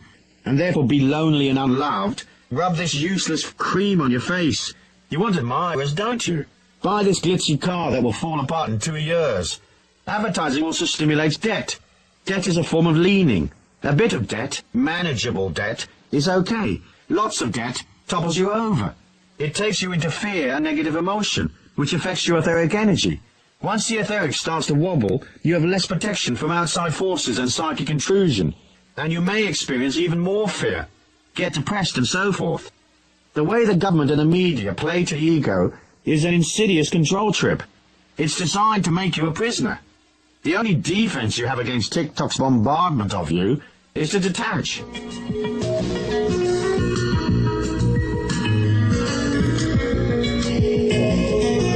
By detaching from the need for observers and decoupling the idea of money as a status symbol, you disempower the ego, which allows you freedom. You can just be you and free. Yes, you can have aspirations, dreams and desires, but they shouldn't be obsessive. You have to live life in the meantime, and you have to have fun. If you're not having fun, something is very wrong. Look upon money as the driving force of your creativity. See it as solidified love, and don't use it as a security device. Then your emotions will be stable, and you'll be liberated and stress-free. Use your money to buy fun and lightheartedness. Action. As I said in the concepts section, lightening up and becoming less serious is the key to changing money from an ego symbol to what it actually is, a symbol of the appreciation of energy. It's a part of becoming less and less complicated. Most people are tied up in knots. Their life takes endless management and sorting out. Take action. Toss out stuff. Gently and kindly get rid of the people you don't need, that are a drain on you. Manage your time better and get rid of all your superfluous commitments. Stay in the pocket and keep it all as simple as possible, given your circumstances. This way, you'll come to the childlike self. When you find that inner child, parent it, nurture it, look after it. That action of itself will grant you all the security you will ever need. You can never reconcile your life unless you rediscover that inner child and learn to keep it happy. So go to a toy store and buy yourself some games, play in the rain, roll in the mud, or whack your face in a cream pie. I was in a la-di-da restaurant in San Francisco with my ex-wife, my little boy and some kids and a bunch of relatives and friends. It was a very expensive restaurant, extremes of la-di-da with lots of very serious, important people, dining in whispers, having dull dinners. At the end of the meal, I ordered a bunch of gooey meringue pies. It wasn't on the menu, so the chef had to make them up specially for us. The maitre d' ceremoniously brought the pies out and placed them in front of each of us. We were 10 at the table. We waited for a second or two, staring at the pies with glee, and then on the count of 3, each of us at the table picked up our pie and whacked it in the face of the person sitting to our left. We all gave and we all received. The children went ballistic, laughing their heads off. We fell to the floor in hysterics. We couldn't contain ourselves. The maitre d' was shocked. There was sticky meringue everywhere. Some of the other customers were laughing fit to burst. Others were absolutely appalled, and they probably have never gone back to the restaurant again. The sugar in the meringue stings your eyes a bit, but boy, did we have fun. If you've never done something like this, try it. Being light-hearted is angelic, and being angelic is being infinite. And being infinite is easier than being stuck with a bunch of boring grown-ups who fret over their investments, who strut and work hard and pay out money for stuff that doesn't make them happy. If you're suffering from negative emotions or pain, internalize it and work on it on your own. Do not project it onto others. You have to be responsible and own your own pain. Sure, you can talk about it to a therapist, or you can share your troubles with a friend, but in the end, you are your pain. It's personal to you. You don't have the right to project it on others, leaking anger and disquiet, spoiling their energy by dolloping your stuff upon them. That's bad karma, as is manipulation, vengeance, and nastiness. As a part of setting you free and liberating yourself from fear, don't bother to push and shove and compete with others. If they need to be hotshots, let them. If they need to prove how clever they are, let them. Act simple and just listen. It's a good discipline. If they need to be first, step aside. Let them pass. The sun will rise exactly the same time for everyone in the neighborhood, no matter who rushes ahead or who ambles along at peace with himself or herself. It's the belief you have to compete that creates lack, and the fear of lack. Once you raise your energy, you don't need to compete. Once you don't need to compete, you're no longer scared. When you're no longer scared, you resonate a stronger energy. More people show up, and you can bill them all the more. These laws of money are so simple.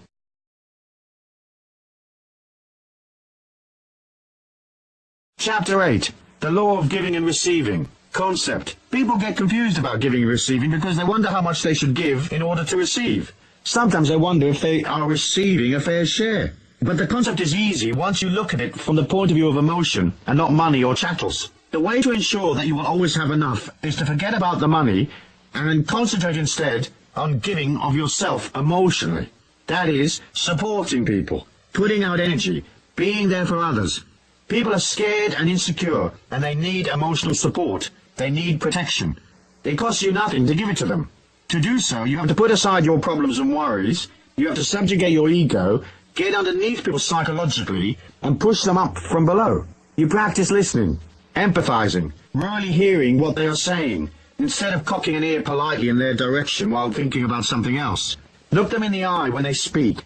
Repeat back to them words that they have used, so they know that you have listened and understood them. When they are negative, come up with a few words of consolation. Recognize that their emotions are painful for them to bear. Say, for example, "Gee, I understand. That must be tough. It must be very disappointing for you that such and such a thing happened." Don't buy their emotion, just be there for them while they let it out. Don't try to fix things. People usually don't need fixes, they just need a strong, kindly person to listen and to empathize. A few theirs is all it takes. Show interest in life and humanity and people. When you meet someone, ask them questions. Where were you born? Who are you? Are you married? Where do you live? Be there for them. And listen to the answers. Concentrating on people is loving them, so agree to concentrate. That is emotional giving. It helps people feel more secure. Then, never depreciate them or their efforts. At best, you might suggest in a non-threatening way some other course of action, one that might be stronger, more likely to succeed than the course they've embarked on. Never trash people or dump on them. Never say things that might hurt them or scare them. Always try to keep them safe. Make these laws of giving a part of your code of living. You will fail, as we all do, and you'll get annoyed and lose it. But keep trying, for in the end, you have to fall in love with life and yourself. And falling in love with humanity is one of the ways you learn to love yourself.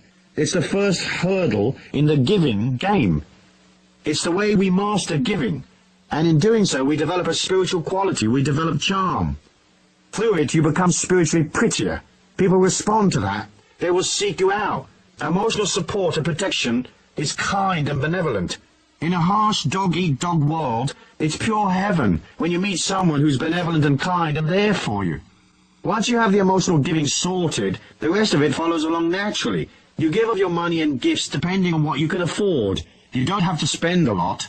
Sometimes a small gift, well chosen, with the recipient in mind, is more valuable than something that costs a lot. When I was in the jeans business years and years ago, there was a chap who came into the warehouse regularly. He had a company known as the Good Fairy. Whenever he came in, he arrived with a small present. It was often just a few sticky buns or chocolates or cold drinks, something like that. Everyone liked him, and we cut him all sorts of special deals on the jeans he bought. He would have had his sticky bun money back from us 1,000-fold in discounts on jeans, because he thought of us and took time out to stop at the bakery before he came in to do business. He had giving and receiving sorted out. He was a very humble kind of guy, and he made millions in jeans and the property business. Good luck to him, I say.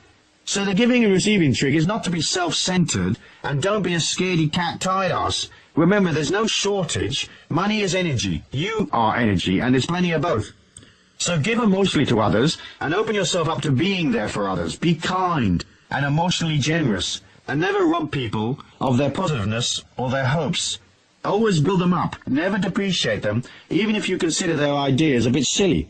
Back them verbally and emotionally, without condition. And if you really can't bring yourself to back them unconditionally, then at least be neutral, as I said. Now, to the receiving. Get your head around the idea that everybody's money is your money.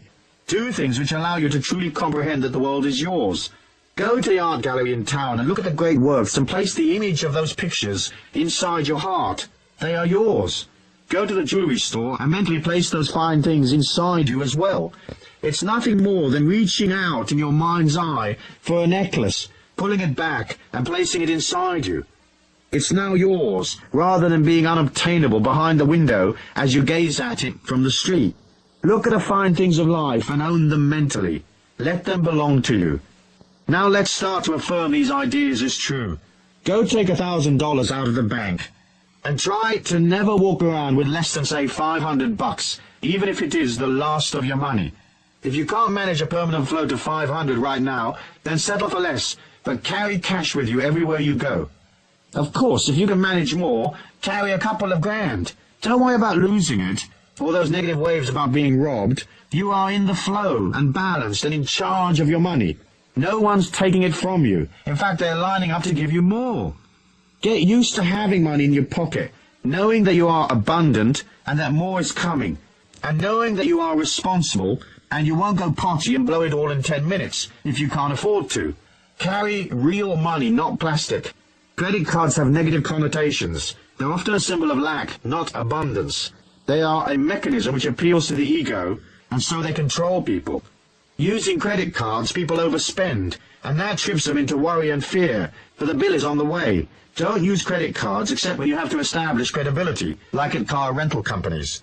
The rest of the time, use cash. It's solid and real, and it helps you feel rich. Its presence in your pocket is an affirmation that you have money, and that you are open and ready to receive even more. Next, believe in your abundance. When bills come in, pay them the same day. If you don't have the money yet, and say you are waiting for payday, write out the check today anyway, and post-date it, or leave the date blank. Put the checks you owe on your desk, nice and neat and in their envelopes, waiting in line to be mailed. Don't allow bills to rob your spirit of its hopefulness. Be prepared to pay cash for everything right now and on the spot. After all, you want to receive right now, don't you? So don't contradict that by hanging on to the money that's owed to others. Cut the check and know that the universe will provide. Quickie. If you are massively in debt and out of control, file for bankruptcy. Get rid of all the old money aggro and tell your creditors and the universe that you're sorry for mismanaging your life and for denying people their rightful payment. Then never accept credit again. I went to America as an illegal immigrant with very little cash. It didn't take me long to rack up a whole load of debt. That obligation and the weight of the emotion it caused me slowed me down a whole bunch. One day I decided to sell everything and pay off large chunks of my debt, even though it would leave me with no assets in hand. I decided to pay all new bills in cash the day they arrived, or, because I traveled a lot, within a few days of my getting back from a road trip. Then I did a deal with the people to whom I was in debt, and they agreed to monthly payments. My biggest creditor was a sweet man called Bob. I owed him $55,000, so I sent him 55 $1,000 checks. Every month his money went through, and eventually I didn't owe Bob a dime. He got it all back. I made the information that I wasn't going to live in the emotion of lack anymore, and that even though I didn't have enough to pay all my old debts, I was ready to reform and simplify my life by creating no new debt. In addition, I agreed with self to work especially hard to settle my old obligations. Doing this changed my financial situation around. It took me several years to get it all sorted out, as I was originally over $400,000 in debt. But in the space of 5 years, I settled everything, including paying an ex-wife $100,000. In addition to paying my debts, I made and saved several $1,000,000. Make the affirmation that you are abundant enough and disciplined enough to go to a cash basis, paying for things as you go. Soon your whole outlook changes. You go from desperately needing to win a little time for your bills to being serene and at one with your money trips. Suddenly this mind shift clicks the universe at large onto your side, and you're now coming from strength. That solidity pulls money to you more and more. Of course, you first must go past your resistance to letting go. It's weird how it all works. I reckon it's your fearlessness and self-discipline that affects the change. I should also remind you that, as part of your affirmation that you're open and worthy to receive, you'll have to practice accepting what is offered to you in life. I deal with this idea a lot in my other books, so I won't dwell on it here, but let me remind you of the rule. First, whatever gifts you're offered, no matter how useless or grim the gift might be, take it. Never refuse to receive. Worst way, you can always give that dreadful vase to someone you don't like. Second, never refuse money from anywhere. If a friend offers to pay for dinner, let them. Be gracious and thank them and tell the universe, thank you for paying for my dinner. If a person wants to pay you for some inconsequential act, accept, and never walk past money on the street without picking it up, even if it's just a small coin. Humble yourself and stoop for it. It doesn't matter what others think. You can't put out the message that you're too proud or too uptight to receive free money. The universe doesn't know the difference between a dime and a million. If you refuse the dime, the universe thinks you don't want money, so you collapse your chances. Accept all that is offered to you, even the mucky coins in the mud. Make it a rule never to refuse anything that comes to you for free. Metaphysics. The metaphysics of giving are silent and centered around the projection of your etheric subtle body. When you express hope and cheerfulness, when you are expressing outwardly, emitting energy, your etheric is like the sun. Remember I said that negative energy makes your etheric collapse in on itself. The more you get used to projecting outwards, the longer your etheric reach becomes. It's an inner reach. So give silently. When you pass a person in the street, mentally reach out and touch them in the heart, and silently project the thought, love. Or project admiration for them even though you don't know them. Back them. Believe in them. Project goodness, hope and positivity. If you see that they are upset, project the thought or word, serenity or calm. If you see them angry, project peace. Don't judge them. Know that they have some inner issue unresolved, probably from a long time ago. Love them even if they appear a bit ugly. Make it a rule never to pass a person in the street without projecting some kind of silent goodwill. Now, if you're coming out of the Tokyo Underground in the rush hour and there's 60,000 people there, don't mess with trying to get them all. Pick a few here and there and leave it at that. Otherwise, energy-wise, you'll be on your knees. But keep projecting silently for the eventual healing of everyone on the planet.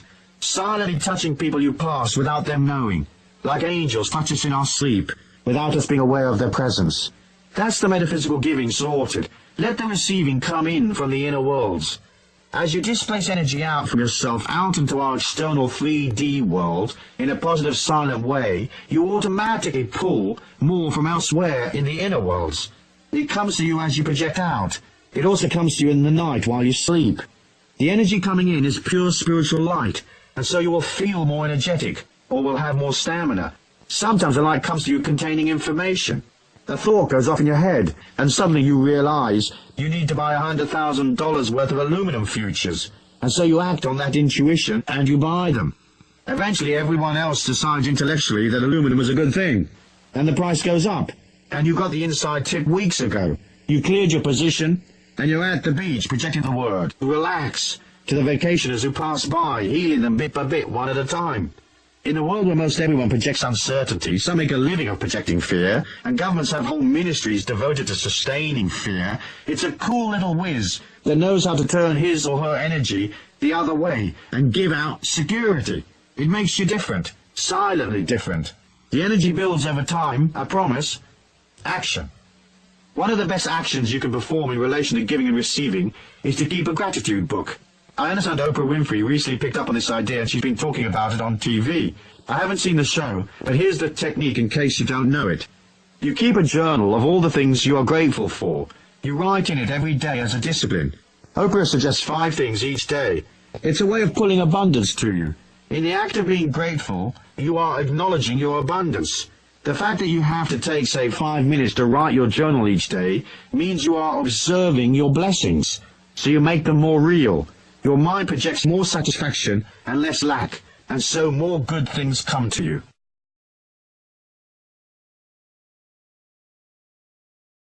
Chapter 9. The Law of Honor, Integrity, and Abundance. Concept. Talking about honor is tricky. It doesn't take much to come off as a righteous Praximus Maximus of extreme pomposity and silliness. Here goes, I'll do my best and I'll keep it short. When you separate from your body and look back at your life, nothing will have disappeared.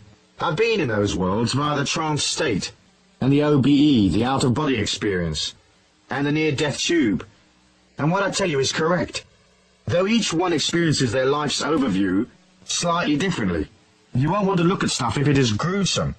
If your life has been one of manipulation, inflicting terror, nastiness, rip-offs and so forth, the moment of your spiritual overview is going to be an extremely painful experience. Unless, of course, you change things now. You can metaphysically and spiritually rewrite your history by seeing your mistakes as lessons, understanding that the God force is full of compassion, and realizing that each of us falls into the dark through our weaknesses and fears. In addition, the people who have been affected by any darkness you projected had a metaphysical responsibility. They must have projected or sustained their own negative energy for you to show up. Or at least they must have had options and they didn't take them. Of course, in the case of children who are abused, they don't have options because they're born into negative situations.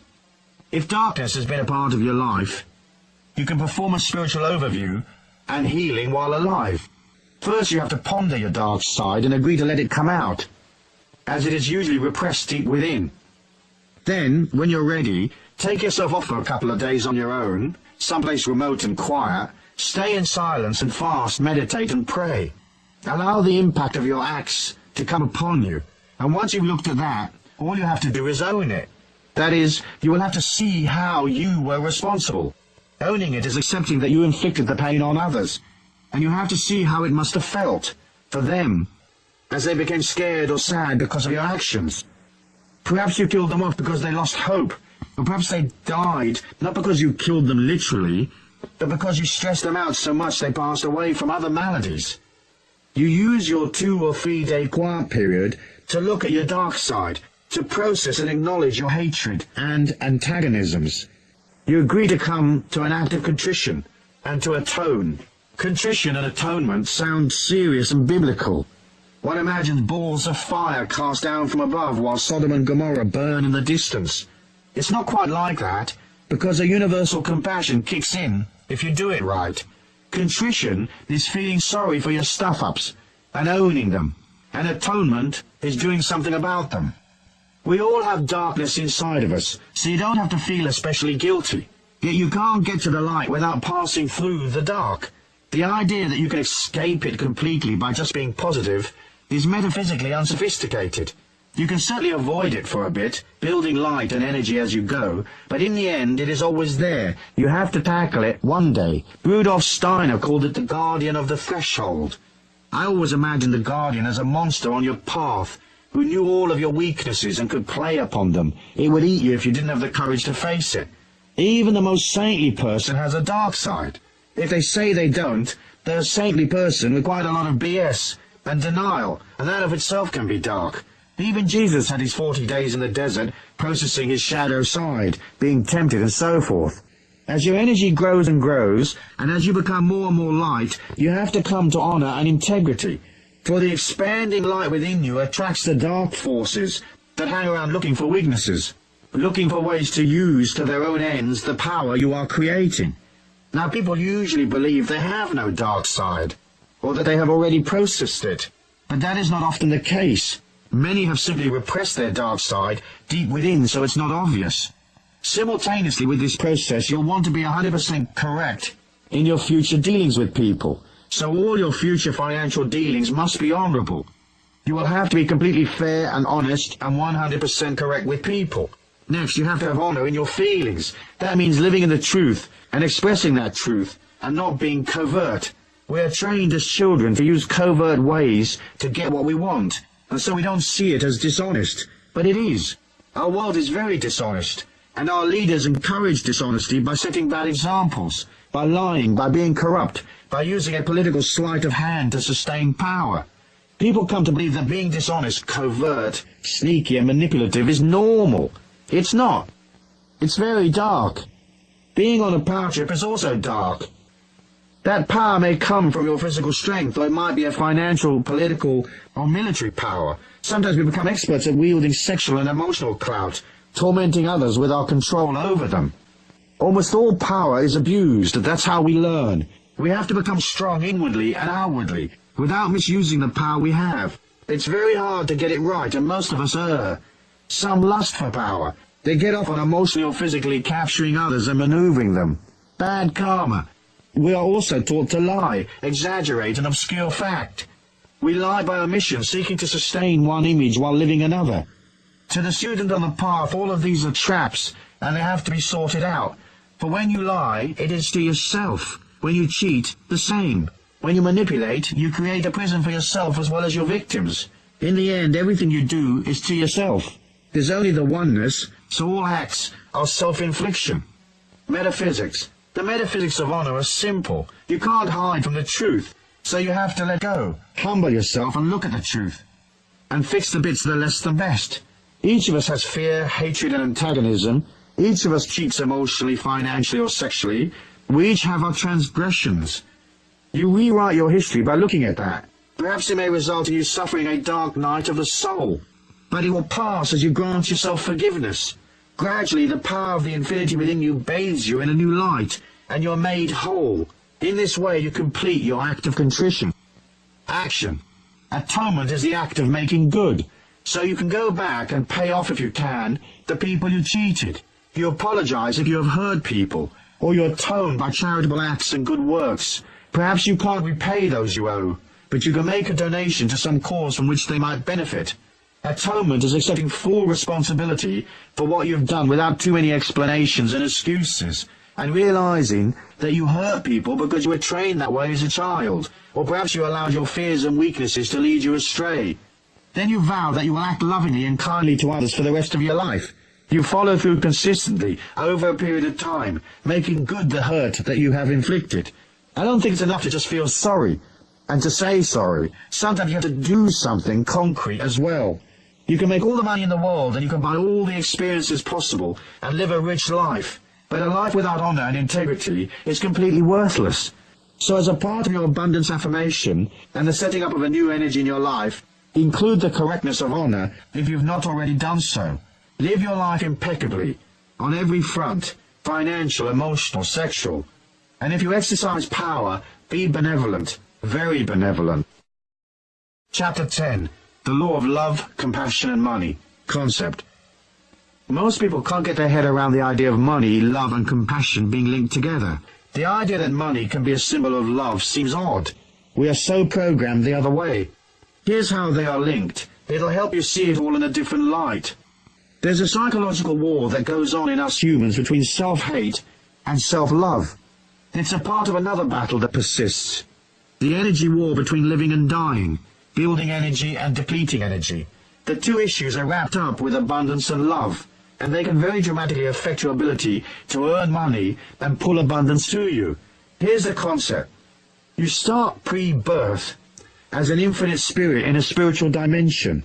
There, the spiritual memory of what you are is eternal, and so you have existed in some form or another since the beginning of time. Suddenly, the spirit energy that is the real you finds itself inside a little body, trapped there for life, collecting new experiences. The act of coming into the body is one of descending, leaving the magnificence of a domain of spiritual light, and entering into solidity and restriction, physical restriction, and emotional difficulties, the restriction of a dysfunctional family maybe, poverty, disability, whatever. It's a sacred and humbling act to accept such a learning experience. It's an act of love, for the restriction will force a consolidation of energy. It will force that spiritual energy to go from hazy wave to a solid particle body, and it will have to take on psychological impediments which will help it learn what it is like to be a human. Those impedimenta are not real to your spirit identity. They are borrowed from others who have lived before. They were part of the global mindset at the time of your birth, and so they're imposed upon the spirit. They really don't belong. The spiritual infinity within you can't be shamed, dysfunctional, unwell, hurt or injured, for it is a spark of the Christ consciousness. People often wonder why a God that is all love and compassion can allow pain and suffering. But it's easy to see that the spirit, the one you actually are, doesn't do any pain and suffering. It remains always in a state of grace, a state of complete positiveness, even if it is collecting painful memories which the ego experiences. At the time a child becomes a mature being, it has downloaded the negative waves of its culture and the global mind, the collective mind, if you like. Your job then is to work your way out of that and return to the real you, that spark of the Christ consciousness within. That's the seminar, transmuting the negative into compassion and love. In other words, you are busy recreating your spiritual identity here in our slowish particle 3D world. We start with shame. Early in our childhood, we are shamed when people shout at us, get angry, admonish us for not using the potty correctly, whatever. Later we are shamed intellectually as being stupid, or our actions and decisions are invalidated. Then perhaps sexual shame kicks in, as we discover we're not pleasing to other humans as a sexual partner, or we're very pleasing, and we're used by others. Sometimes sexual abuse is forced upon us in childhood. It's all very difficult stuff, this little seminar called life. Psychological shame kicks in as we deal with the peer pressure of our teenage years. You have to be like this to be cool, and if you aren't following the herd, you're ostracized. We are shamed into conformity, even if the conformity is one of hooliganism and drugs.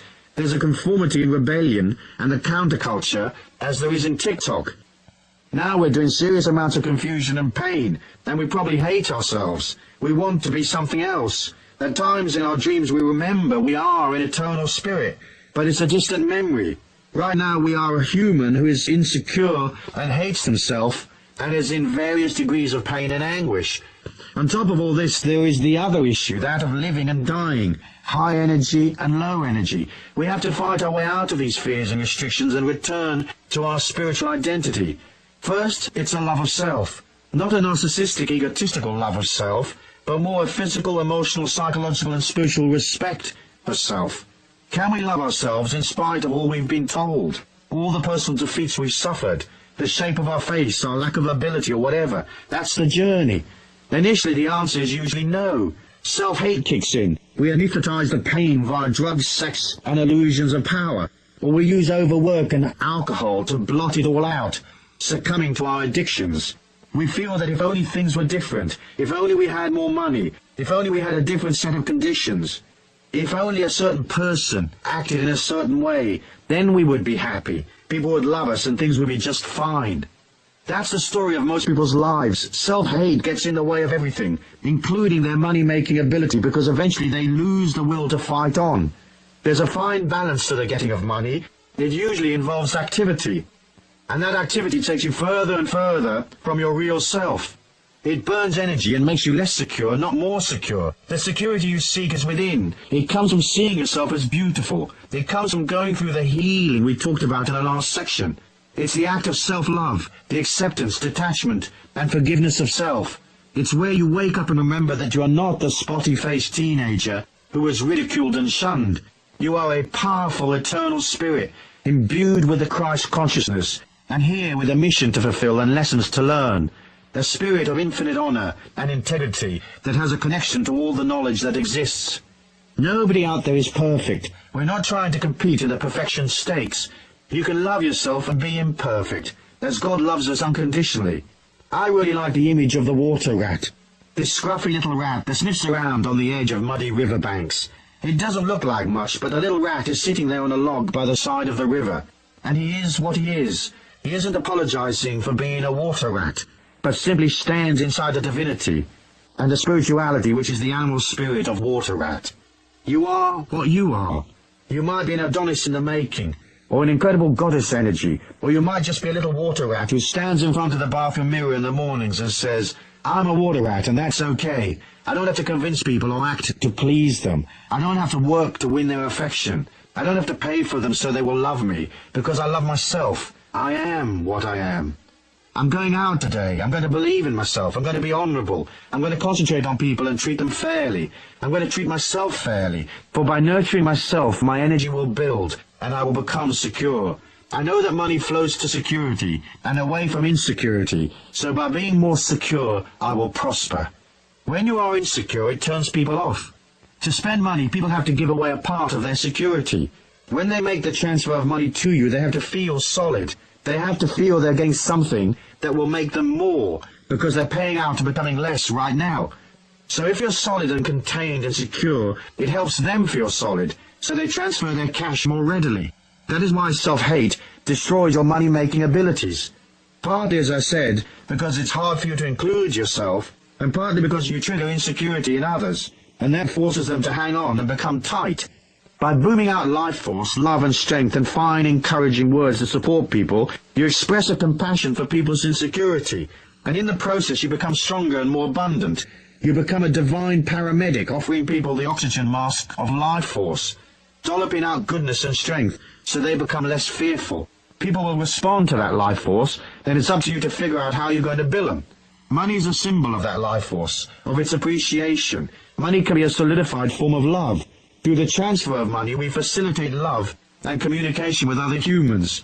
It offers us a simple system for providing for and loving and nurturing ourselves, and it is one of the ways of expressing generosity and kindness for the less fortunate. Metaphysics. The energy war is a simple one to understand. We generate energy and we burn it. Modern life and its psychic and chemical pollution threatens us daily. The personality is perpetually slightly off balance, slightly scared. We are constantly pushed from love towards fear. So we look for the life force to sustain us. As we fret and worry, we burn more etheric energy and become more edgy. We imagine that making a pile of cash will help us, and so we hurtle out to seek our fortunes. Often we use work to avoid our fears. When we're very busy, we don't have to look deep within ourselves. But soon our lives are real complicated, and it takes loads of our vitality and ego power to keep things flowing. Our energy drops and we become victims of our own self-hate. We become so lost in the false ego self, rather than resting in the infinite real self. Gradually we become numb, existing in a vapid and lonely state. It's scary, so we look for someone whose energy we can feed upon to sustain us. But once we start trying to suck energy from others, they're not going to like it. They will respond by fleeing as fast as their chubby little legs will carry them. So as you process your love of self, and as you work on your security by nurturing yourself, you become more neutral, less and less an energy vampire. Eventually you have surplus energy to dish out, and that is how you will develop compassion and true caring for the world and the animals and the humans upon it. Now tell me that money's not involved. Of course it is. For in the getting and dispensing of money, you learn the fine balance of manifestation I spoke of in the first law. Through work, money, and commercial activity, you see how there is an energy trade-off between activity and security, and yet another trade-off between love and fear. Then there's the money lesson in the balance of giving and receiving, and the further fine balance between respect for self, self-worth, and respect for others. How you make money to buy experiences you need in this lifetime, and how you handle the abundance that comes in, will be very much a part of the final spiritual picture you present when your eternal self returns to its infinite homeland, carrying back the memory of what you were in this lifetime. Money, compassion, energy, heart, love, fear, wealth, generosity, meanness, they're all characters on the same spiritual stage. So the trick is to align to the beautiful ones, step away from the ugliness, and accept the gift of your infinite self in the process. Action. The action of compassion and money is the act of becoming comfortable with life situations and the state of your bank balance. You have to be kind to yourself, and you have to keep your ego in control and accept life. Otherwise the ego will yearn for things and force you to go out to work for it, to buy its stuff to make it feel better. Once you are at one with yourself, you will have compassion for yourself. Then you will, of course, nurture yourself. But you won't have to go shopping to distract you from your fears. As you become more aware, you become more real. Then, by discarding the useless stuff and eliminating unnecessary obligations, you become more balanced and settled, more silent and less manic. You will also have less activity and stress, and you'll feel better, and so onwards and upwards. Do something for yourself every day, something compassionate and kind. I don't mean buy yourself breakfast, I mean do something that is spiritually or physically nurturing. A massage, a fast, a meditation, exercise, rest, play, that kind of thing. For it's in the quiet time that you see the great abundance of this life, and you'll move from the ego's disquiet to the spirit's wholeness, and you'll see that the things you worry about are often not worth the worry. In the quiet time you'll see what has real worth for you and what is just fluff and hype. Once you get real, all your energy can go towards becoming what you really need and want to become. That transformation must be a part of your story in this lifetime. Making money is not enough. You will have to do something that has meaning. You will want to collect memories in abundant settings, but you will also want to be surrounded by love and friendship. You will want to be doing things that you want to do. Yes, that's your story. Put aside the little nitty-picky ego stuff. Start today to act, invoke, and energize the grand plan. For it is yours by right. All you have to do is agree to step up and collect. So accept yourself and believe in yourself. Look the world in the eye and say, I am what I am.